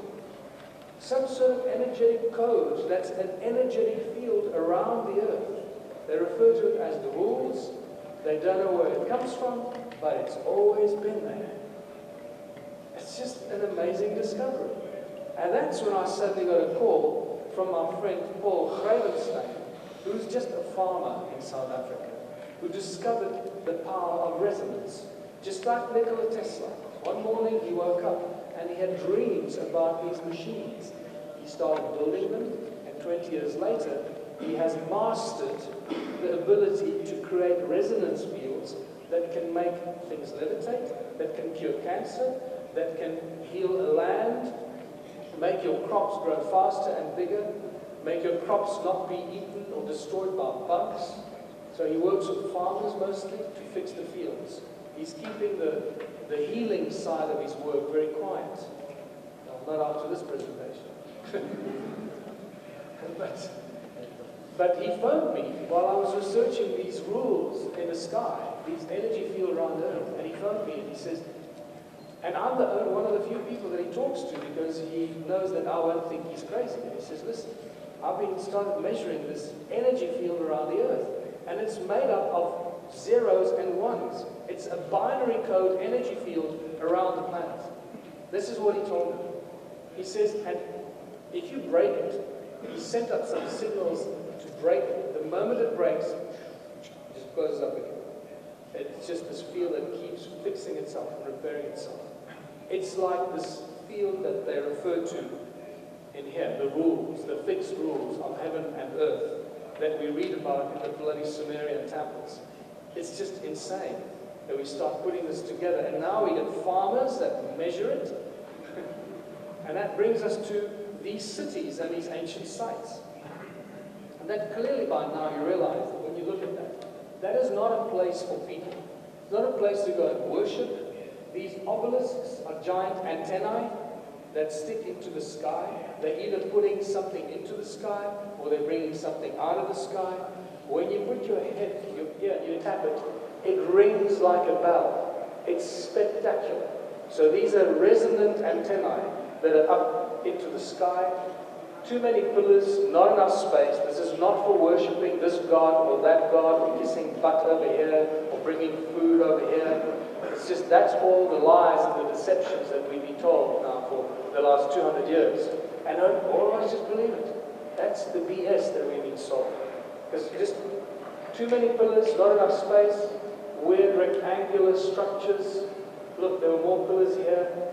And when you realize the Parthenon is the same, there's your ambient chamber surrounded by what used to be a geometric pattern, just like the structures in Egypt.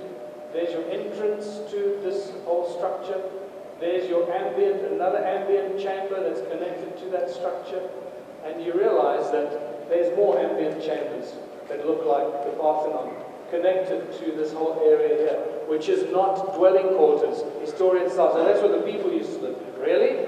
Take some more drugs, buddy. There's another resonant or concentric circles with no entrance on top in front of a big, what do you call it, a platform with all these pillars and that big ambient chamber there. All this stuff is crystalline substance. Silica. We're not dealing with temples, we're dealing with templates. Templates for giant circuit boards. Silicon-based technology on a huge, huge scale. These are giant circuit boards, the way we build them tiny in computers today. Built on a scale we can only dream of today. What were they doing?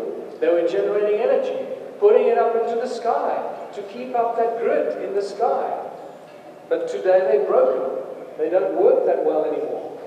You know, when I was in contact in the desert 2 years ago, when I first launched this new discovery of mine, I hadn't seen anyone else talk about it before, so I was surprised. But in any case, when I came out of the presentation, a guy came to me and said, I'm a circuit board designer in Silicon Valley. And I said, that's exactly. And he started to explain to me what this would do and how it would work.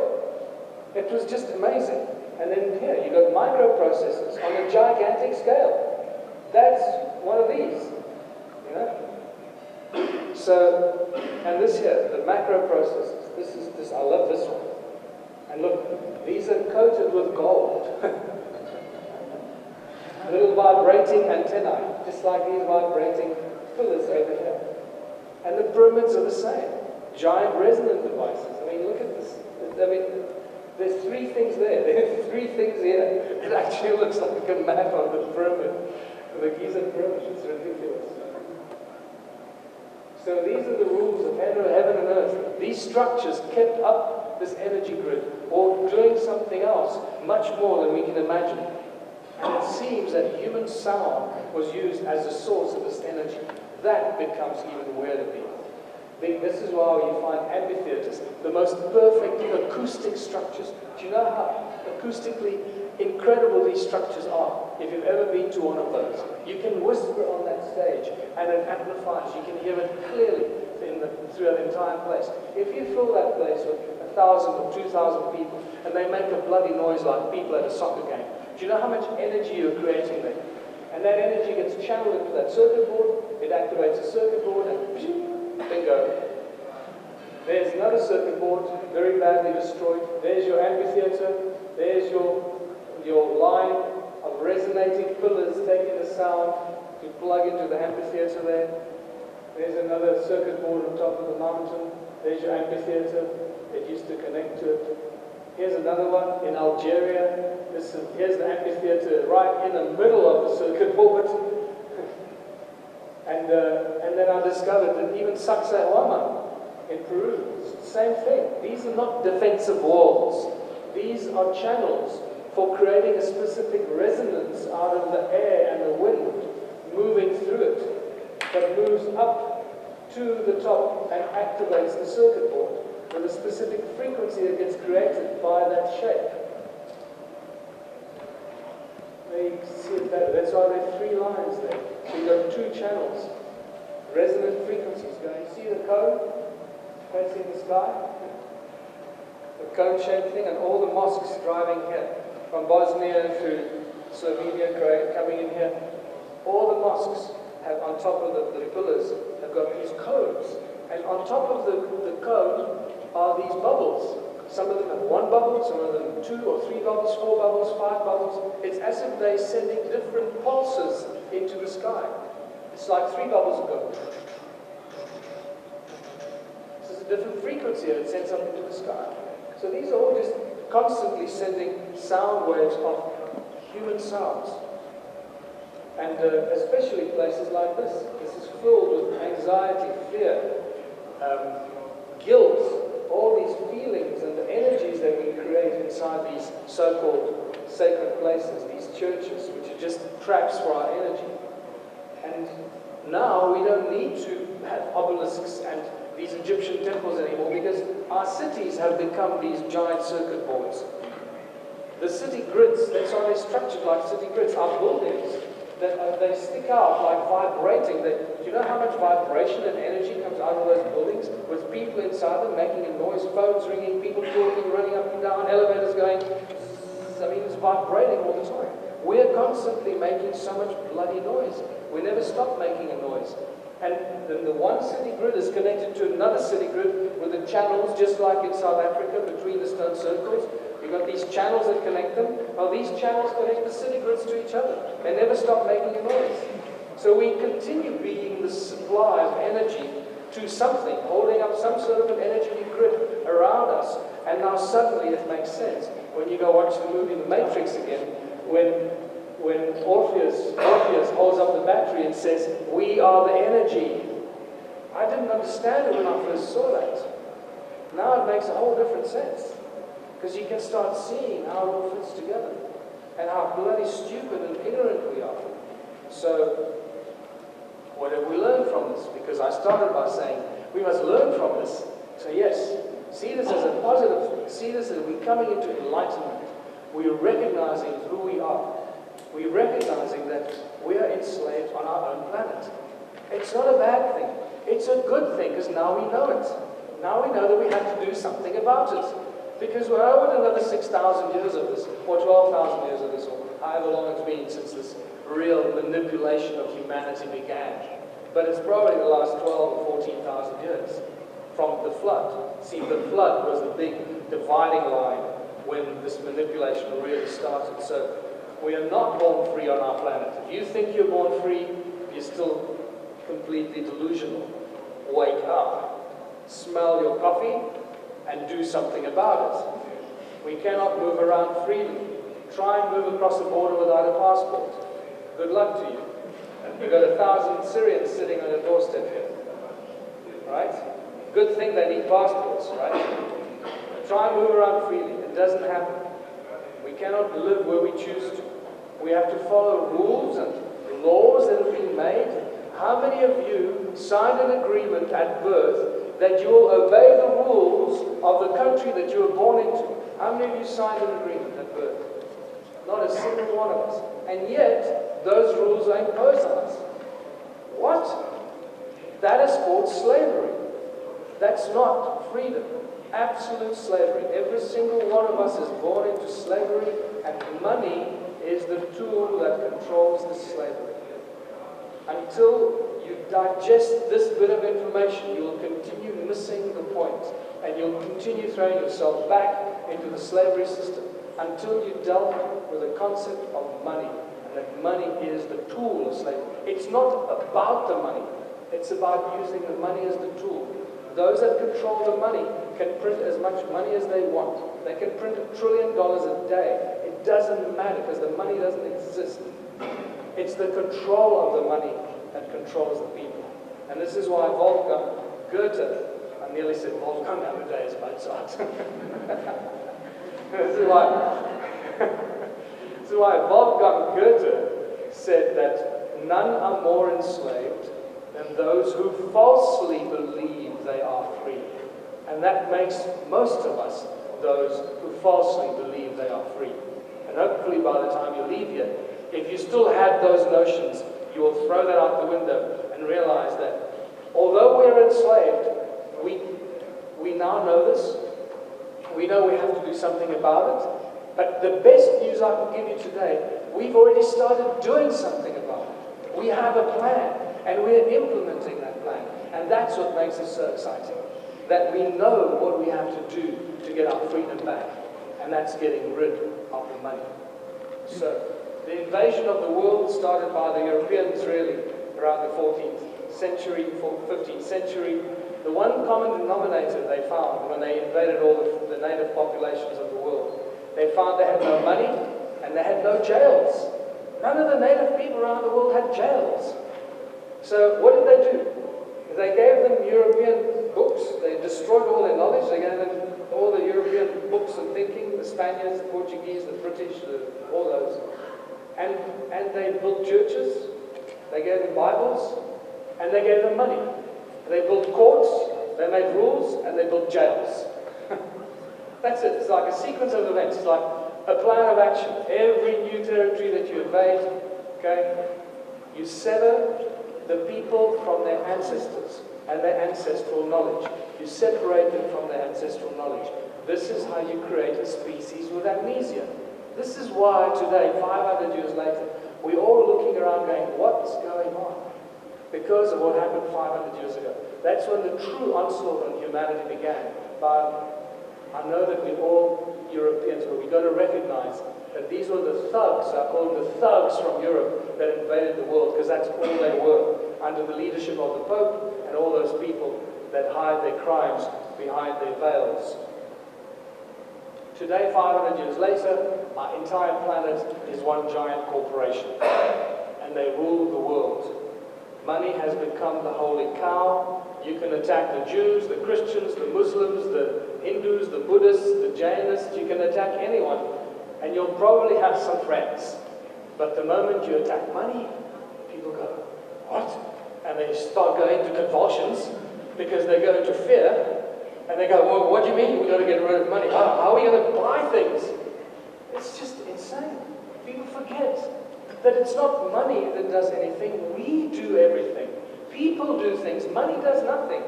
It just gets in the way of us doing things and getting things. Right? Every day, 7.5 billion people wake up and we do something. And yet, at the end of that day, very few of us can afford what it is that we created because we don't have enough money. That's an insane system. If we live in a village and we build a bridge across the river because we need to get to the forest to bring the wood to the village, at which point do we give our bridge to a corporation so they can charge us money to use our bridge? Are we going to do that?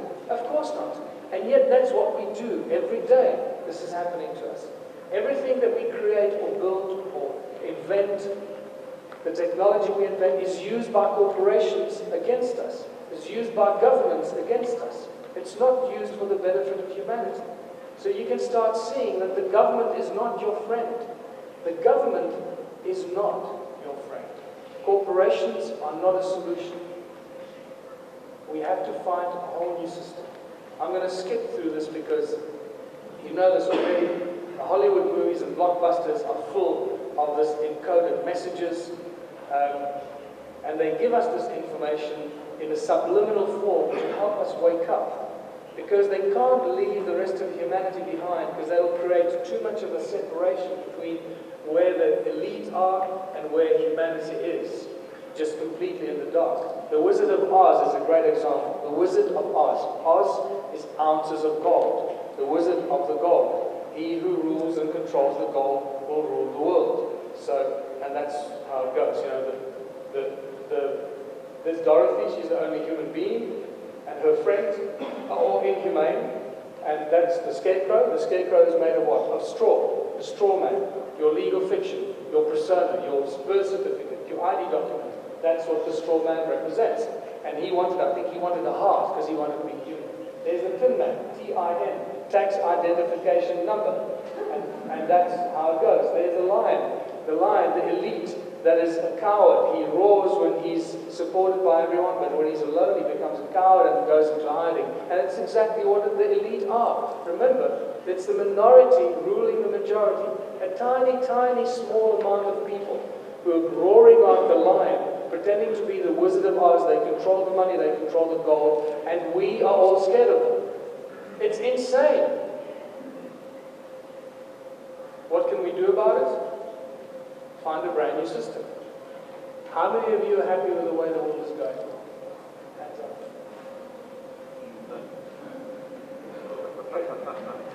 You see, no one.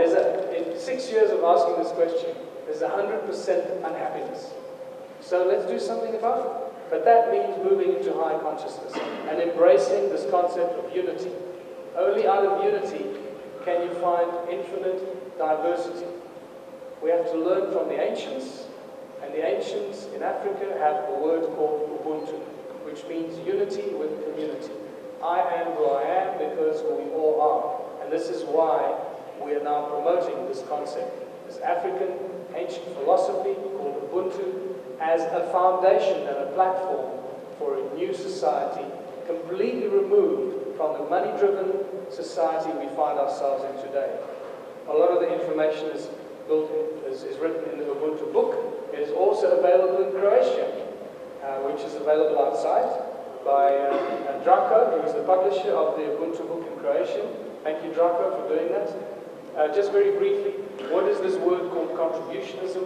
Well, it is a modern word for an ancient philosophy of Ubuntu, because we live in a modern world. We can't go back living out in the mountains. That's not going to happen. So how are we going to change our lives tomorrow when we wake up? Well, contributionism means exactly that, where people contribute their skills and talents towards the greater benefit of everyone else in their town and their community. Contributionism has 5 major points. No money, no barter, no trade, no value attached to anything greater than anything else, because each one of our contributions should always be equally valuable. And where everybody contributes their talents and their skills towards the benefit of everyone in the community. All our lives we've been told that capitalism and democracy is good, that competition is good, that without competition there'd be no progress, there'd be no inventions, and we'd be living in the dark ages. That's the big lie, people. That's part of the matrix control system. Competition leads to hierarchical structure, it leads to control, to compartmentalization of knowledge of information, it leads to the hiding of technology, the hiding of cures for disease, it leads to scarcity of food. That's what competition and capitalism does. Cooperation is a simple reversal of the way we think. The moment we start to cooperate and collaborate, we create abundance on an unimaginable scale. And you'll see what I mean by that. Because only out of unity, working together, can we create infinite diversity.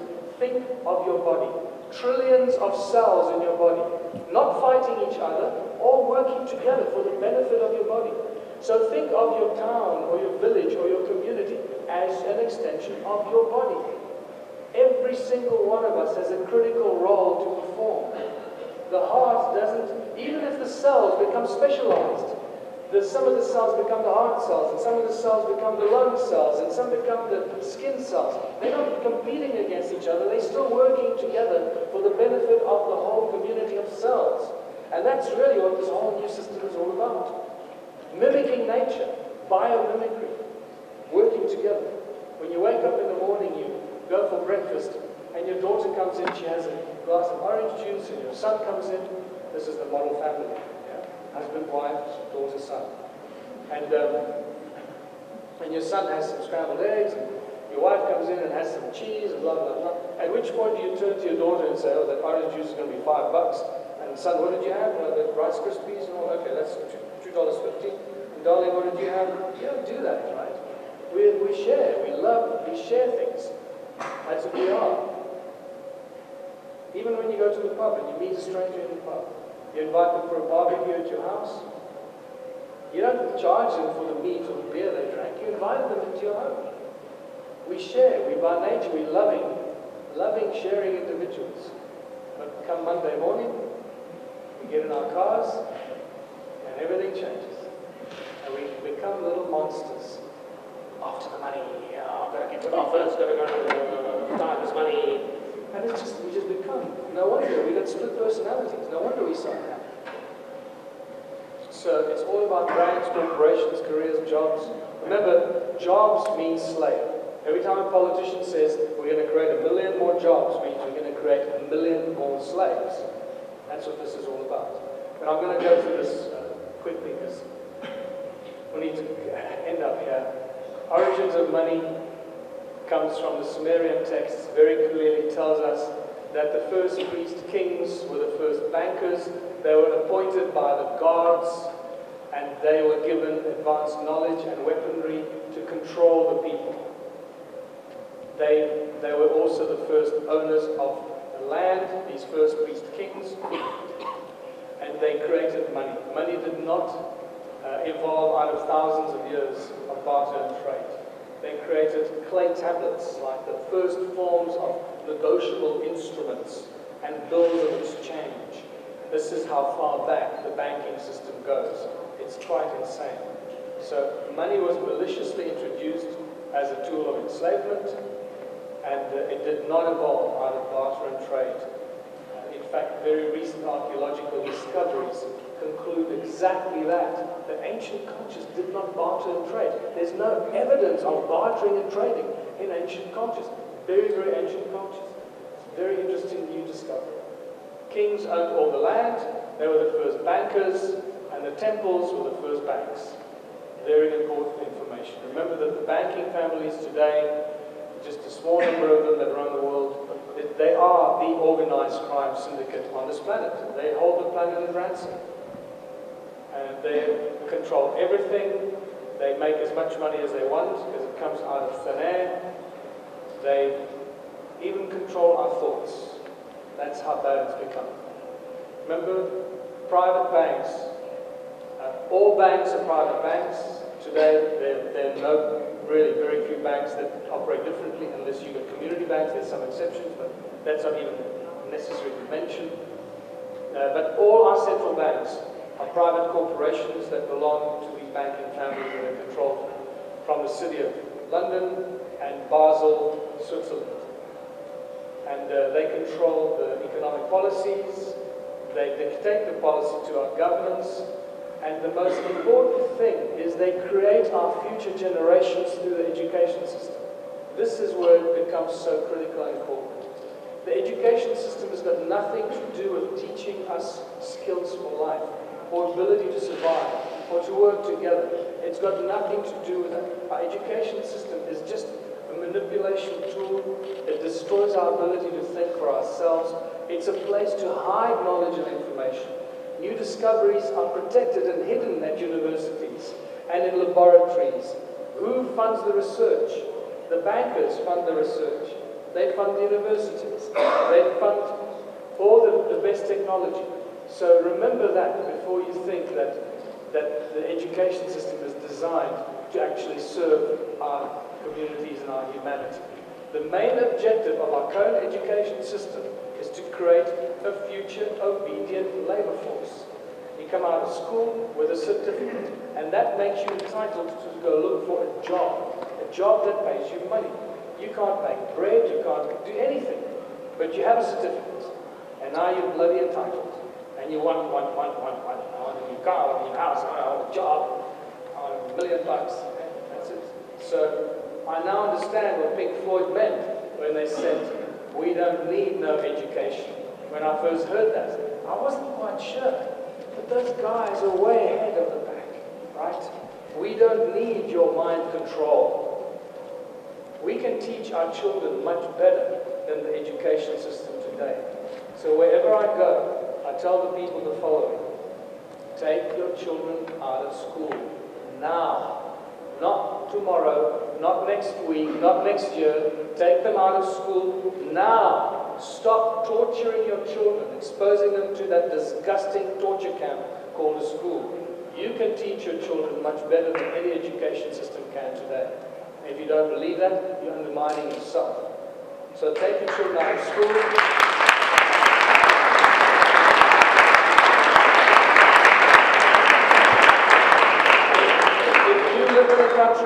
I don't know how Croatia is, but if you live in a country where you can still homeschool your children, do it now. Get a group of people together, start homeschooling your children, and use that as a way to get out of the system.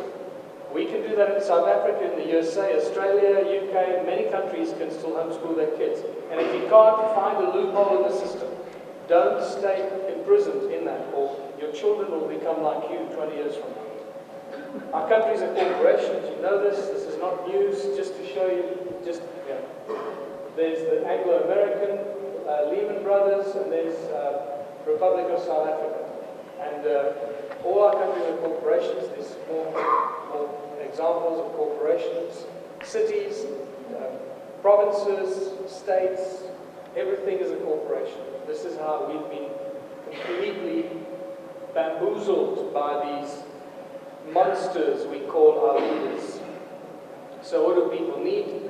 We need conferences, tables, chairs, microphones, glasses, water, food, love, friendship, tables, chairs, plants, gongs. We need so many things around us. Amazing things. What we don't need is that.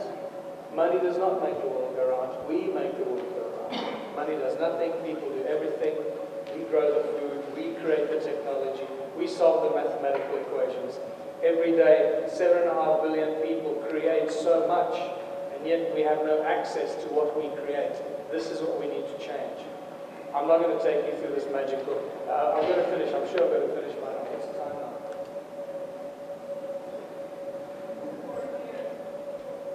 Okay, I'll finish in 2 minutes. So, people, it's not the love of money, it's the presence of money. We've got to remove the money from the system. The moment you remove money, no crime, no envy, no gluttony, no greed, no hoarding, no hierarchy, no hunger. We are in South Africa. We have a plan of action with the Ubuntu movement, which is a political party. You're not going to be able to implement this unless you implement this from the ground level up, community projects, and from a political level. You have to have a philosophy to uplift the community, but you've got to give the community the political way out to to be able to vote that system into place. People say, oh, you're going into politics, you're becoming dirty like the politicians. Really? We want to close the government, we want to close the central bank. We're changing the entire system. We cannot allow the dirty game of politics to rule our lives.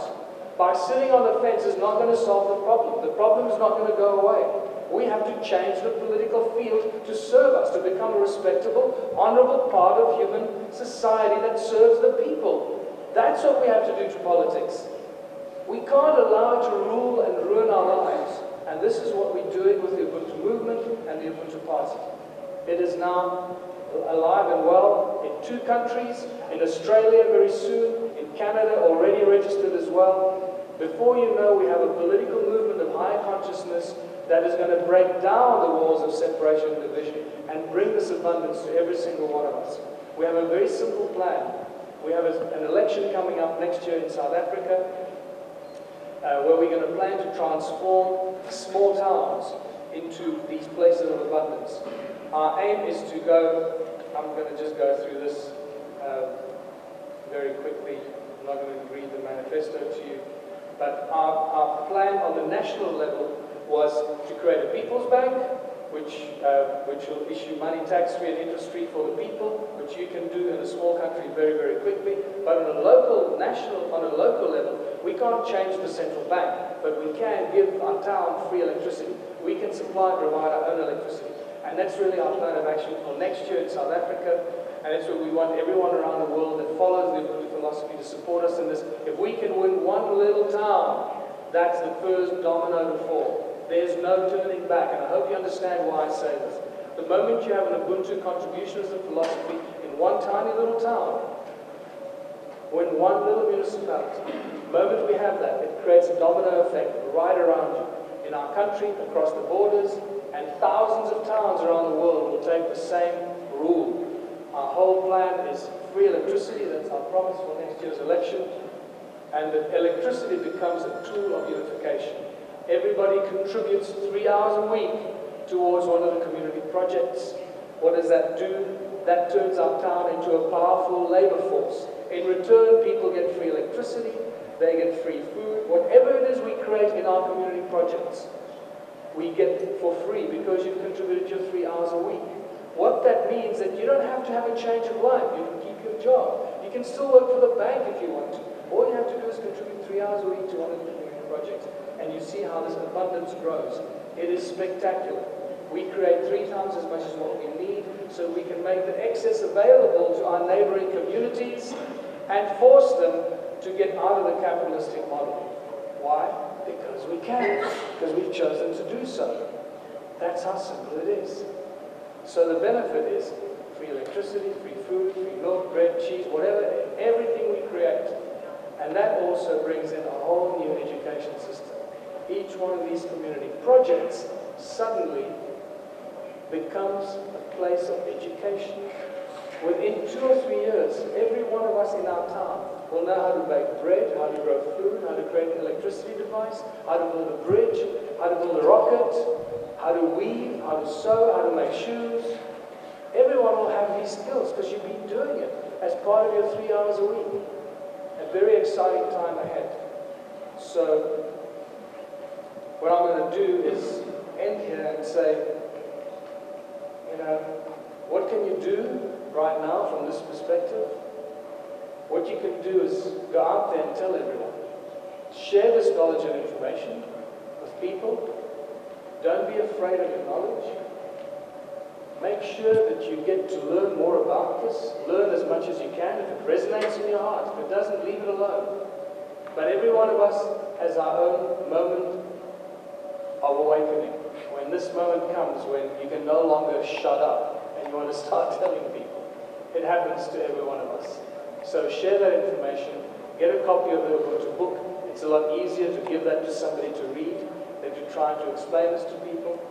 And become a seed of consciousness in your own area. We have a plan. It's a simple plan.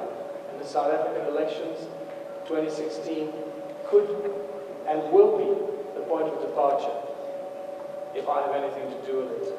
So go out there, share this message, tell everyone, because once they've heard it, they can never unhear it. Thank you for listening.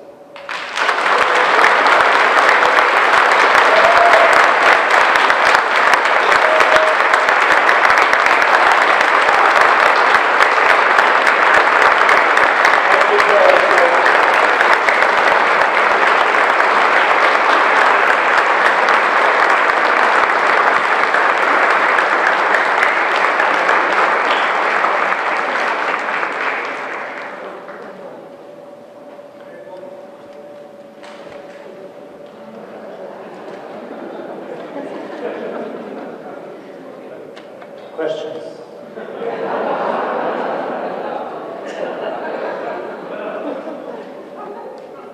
I didn't get the brief. I wasn't in the board meeting. Yeah, questions, please, anybody?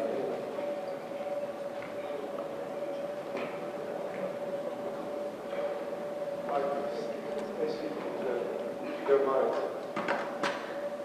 First of all, thank you for this wonderful presentation and this input of higher energies to say so.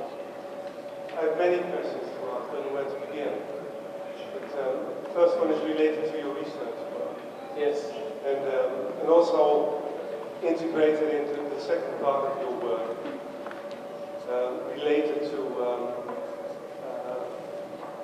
let's say, this slave society, let's say the world elite.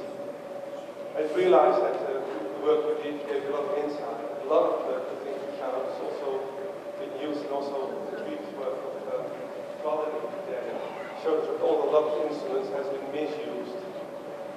And like the pyramids, because the pyramids of Giza has been misused. The same I can see also for say, Torah stone. I could see that there's now one big one building in Switzerland. There's a misuse of the Torah stone called CERN. That's why we are so much mind control. And that's why it's so hard to listen to the stories to the mission you have to tell, the mission you bring out. Right?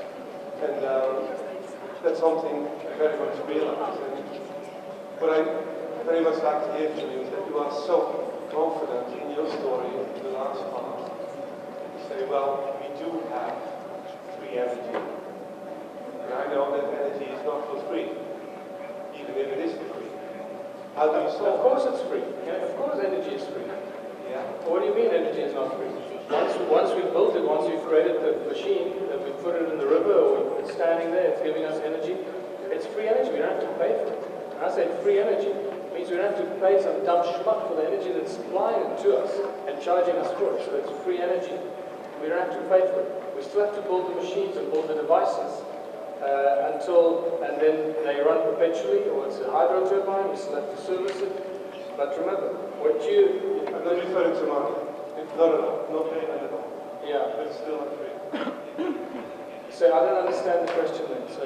Well, the thing is, it's the energy comes from this electromagnetic or whatever. It comes from your money, isn't it? Well, at this stage, we don't know where the energy comes from. We're speculating. At the moment, I'm talking about the first step. You know, eventually, we don't need to use energy. This is what we're going through here. We're taking the first step towards higher consciousness here, higher unity consciousness. We can't go to the end because that's going to be messy, very messy. Right? Many people want to do that, but that's going to leave a lot of people in a turbulent state of mind. So this is a constant conflict between people of various levels of understanding and knowledge. So we need to take a collective step and move gradually towards this higher consciousness and towards this freedom for humanity. And it starts with using electricity as a tool of unification.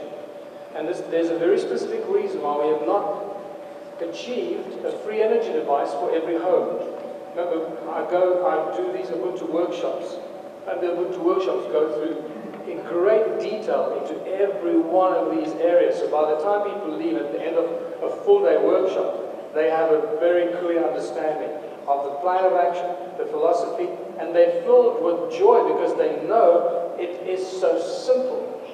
No more obstacles in your mind. We eradicate all those obstacles. We are our own worst enemies all the time. We're saying, oh, but what if this, what if that? Stop doing that, for God's sake. Say, this is where we're going. We don't know what the final outcome is, but we know what the next step should be. We have an idea of the final outcome. We want to live on a beautiful planet that is free to live on, that is abundance beyond our belief, that everything is available to everyone all the time, of a higher consciousness level. We can't imagine what that world is going to look like from this vantage point. But what we know we have to do is take the first step towards that. It's a journey of 1,000 miles. We have to take the first step. We've already taken that first step. We're 11 years into that journey. I'm 11 years into that journey. Some people have joined and are several years into it. Some are several months, some are several hours into that journey. So different people enter at different levels and try to learn as much as they can. The reason we haven't had a free energy device that everyone has in their own home is because that's a tool of separation and division. That's not going to unite the people. So the Ubuntu movement is the only movement, as far as I know, that's saying, don't do that. Let's use the community or the unity of community. The unity and the hearts of people in small towns and small villages, because it's a lot easier to reach people in small towns and small villages, to unite those people and let them think differently. All they have to do, you don't have to change anything. You build your infrastructure, you don't have to put in electricity wires, all the infrastructure is there. All you have to do is change the way that people think. Thousands of years of conditioning, that's what we're going to change. And money is at the root of that. Now, if you give everybody an energy device for their home, there'll be those that can afford it and those that can't afford it. Right? So, once again, it's the haves and the don't haves. And if you have it in your house and I don't have it, I'll climb over the wall and I'll steal it from you. So that just creates more separation, more division. And this is where we recognize that we can use that, turn it around and say, right, everyone in our town gets free electricity because we put in our own electricity device for the whole village or the whole town. So there's no discrimination. And in the beginning, while we still had a lower level of consciousness, a lower level of able to work together, that's a great place to bring the people together. Everybody will participate for 3 hours a week. I certainly know in Africa, where I come from, in the town that I come from, if people get free electricity, everyone is going to be on that bandwagon. No one is going to say no. And this is the critical thing why we use electricity as a unification tool. It really is. And this is when you start looking at it, you also understand why the energy aspect of our lives, energy, petroleum, all that stuff, has probably been the most fiercely protected area of our lives. The energy aspect, together with obviously the healing, curing cancer and that. But the energy, that's the big one. The moment we have that, we're out of here. There's no turning back. So, this is a huge subject. You know, I ended on this note, but if you want, we've put several of the workshops on YouTube already. They're free for anyone to look at. I'll be doing more online workshops for people that want to learn more. But it's a very simple process that we plan, and everybody gets it. And when we do the Ubuntu workshops, I must tell you, it's like a group therapy session. At the end of the day, there's this resonance of this relief and joy. And it's like everybody breathed out all the anxiety and their fear. It's like, you're just no longer afraid because you know that it's possible. And we are this close from achieving it. Literally. It's a few months away. And if in South Africa we can win one small town, that'll be the first town that will lead by example. And there'll be thousands that will follow. Remember, when we won the elections, and I, for argument's sake, become mayor, right? We'll then implement all these things, because we won the election on our manifesto. What does our manifesto say? Our manifesto says that we're going to give our town free electricity. So no one's going to say, well, what are you doing? So we're implementing our manifesto. We're giving our town free electricity. That's what people voted for. And if anyone has a problem with it, they must take it up with God. right? That's a joke. So, you know, the people are the authority. The people have voted what they want. So who's going to tell the people, oh, you can't have it? That means now you're enslaving them. You see how we become so enslaved. We become like, we keep building up the walls of our own slave camps.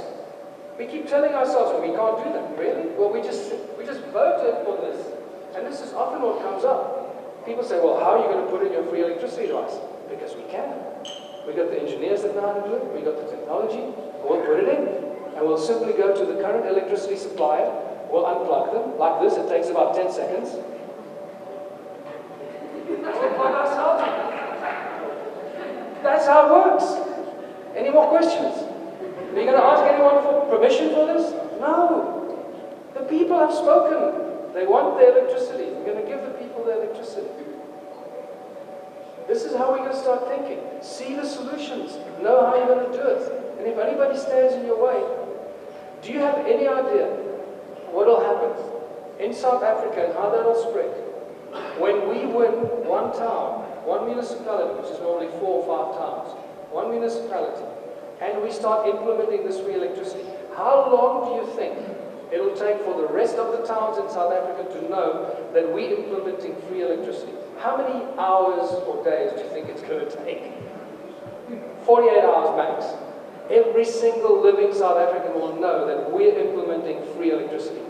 What do you think the government's going to do to stop that? Not enough soldiers. Sorry, it's unstoppable. There is no stopping it. You've got to see the solution. Stop tripping yourselves up, people. Stop saying, oh, what are they going to do? Stop doing that. Don't do it, please, I beg you. Stop being your own slave master. See the solution. Watch the beautiful movie, Tomorrowland, or Tomorrow World, or whatever. Tomorrowland. It's the kids that see a positive future. It's the adults that keep thinking, oh, everything is screwed up and negative, and we can't get out of this, and the kids see a beautiful positive future. So start seeing a beautiful positive future for ourselves. We are the makers of our own reality. We have a plan of action. And it's going to start with one tiny little town. It's the Achilles heel here. We're going for the Achilles heel approach here. Last year we went into elections. I ran for president, and we learned everything we need to know about the politics. We had far more votes than they gave us. We learned from 1 million followers, we ended up with 5,500 votes. We know that the entire national election system is rigged. On a town-by-town election, that cannot happen, because we have observers in each election station, voting station. We know exactly how many votes come in, how many votes are being counted, and the results are released at that voting station. So it is far more difficult to cheat at a local election. So it's a tiny little village that will become the Achilles heel for the giant, or Goliath. And there's no stopping it after that. The money comes into the community from government. If I'm the mayor, I allocate the money to all the community projects. At the moment, our town gets about 3 million rand a month for services. We see almost nothing from that. It goes into the politicians' pockets, their cars and houses, right?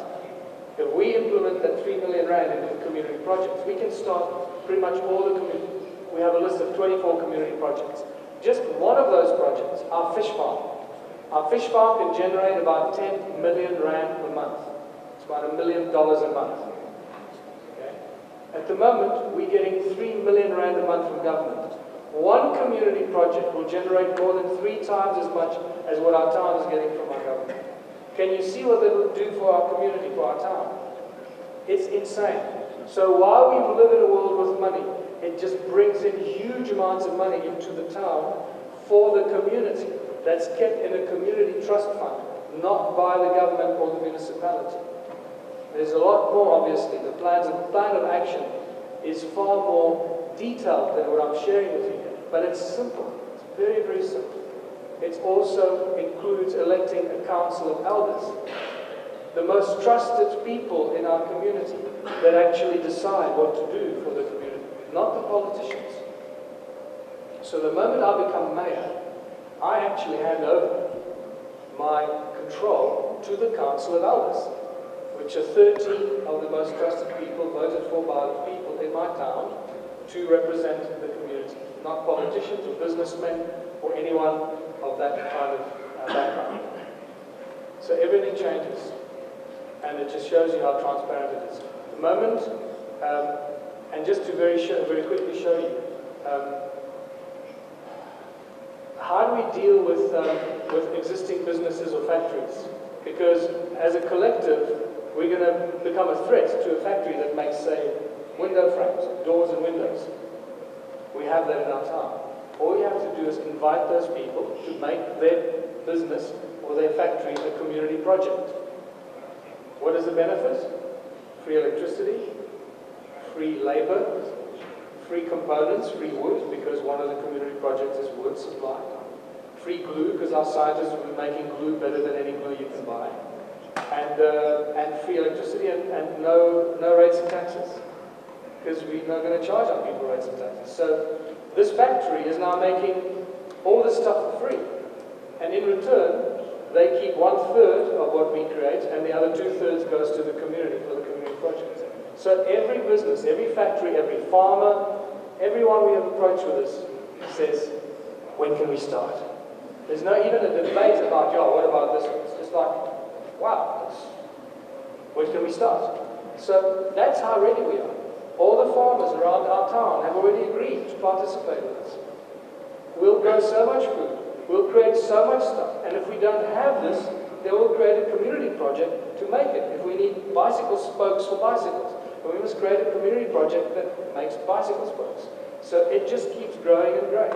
And what does that then do to other factories and other technology companies that make supercomputers? They'll come to us and say, can we move our factory to your town? Because it's benefit for them. So we become a magnet for expansion, for innovation, for technology. Cure for all disease? Of course we're going to cure all disease, because we're going to bring those crazy guys that know how to cure all disease. And we're going to do it in a hospital. Are we going to ask permission to cure all disease? Of course not. What do you think will happen when we cure the first multi-millionaire of cancer? What's going to happen? You know what's going to happen, right? Exactly. So it's up to us. Let's just go out there and do it. Stop asking permission. But we have to do it on a political level. You can't just do it on a grassroots community projects level, because that's when they send the men with guns to shut you down. But when you want it on a political level, everything changes. So this is why I inspire and suggest to all the countries around the world that have members, Ubuntu members, to find somebody needs to stand up and do what I do. Stand up, go register the political party, and start pushing this thing. Because it's relentless. It never stops. Once you get involved in this, every day, 7 days a week, all day, all night, it never stops. But you know what? Every time I think about the outcome, it just energizes me and puts a smile on my face. So that's what drives me.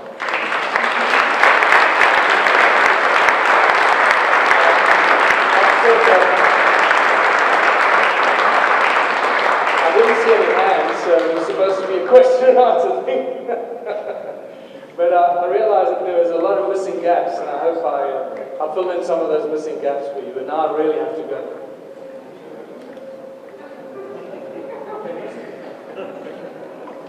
Now, he was born in Czechoslovakia, living in Johannesburg, marketing, knowing the system, singing, learning about the sound, frequency.